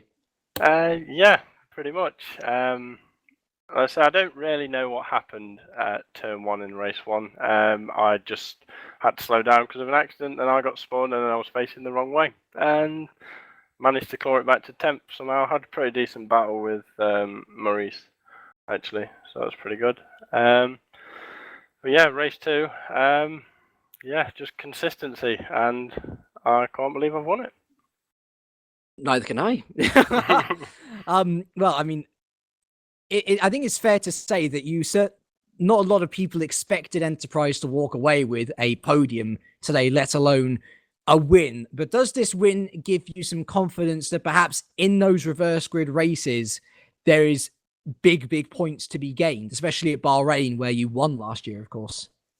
Oh, it's the year before, I think. But the year before, sorry, yeah. But yeah, I mean, it depends how the aero ball thing goes. because that's obviously, I think that worked to my advantage today because of people battling behind me and the faster guys couldn't get through, which was good. But I think it's definitely an opportunity if I can aim for the top 10 in race 1 and then hopefully get a reverse grid to get more points in race 2. Perfect. Well, good luck with your season as well. Were you hoping to say anything else? Or? Thank you. Oh, there we go. Thank you. Anyway, and to round off, then we've got Aristo Capit. As we mentioned, he's leaving halfway through the year, so it's all about getting as many points on the board now as possible. And ultimately, you did that, a 5th and a 2nd. Pretty good day at the office. Yeah, overall it's average, but it was a disappointment. Before the practice and qualifying, I was hoping for more. I got a bit lost my confidence, and this car works better on power, and I was not confident on the power in the server, and I was about 7/10 of my personal best in qualifying, and in race 1 I only made one mistake coming out of the pits. I was a bit naughty, so I spun, and in race 2 I pretty much got gifted the P2 as Jason Muscat made a mistake in front of me and just had a free road. But yeah, the competition is really tough, but I really underperformed today to my standards. But yeah. So Capit wins both races in Bahrain then? No, well, I hope for the same this race, but it didn't happen. It won't happen again. It's so tight, you never know. The tracks will be different, the setups will be different, so winning drivers will be different as well, but it's very, very hard. Everyone's really fast, and with this dirty air, anybody can win, really. Well, there we go. That sounds very positive, Sam. Thank you very much for your time, Risto, and to all of our interviewees as well. But yeah, anybody can win, Sam. That sounds great to me. Well, apparently so, but I think it takes a few conditions to come in. I think certainly what we've seen today is that perhaps the most key thing for Supercup to look out for this season is track position. I think if you can be in first at the end of the first lap, then you've got a good chance of winning, assuming that A, the guy behind you isn't about 2 seconds quicker than you, and B, that you can actually drive consistently to keep it on the track. And that's really going to be the key to anyone who can try and win a race. We saw from Scott today in race 2 that he drove an absolutely perfect, consistent race. The lap times were quite remarkable to look at, and that was really what helped him get a lead and maintain a gap, and then just looks like he basically breezed the victory. It was that good.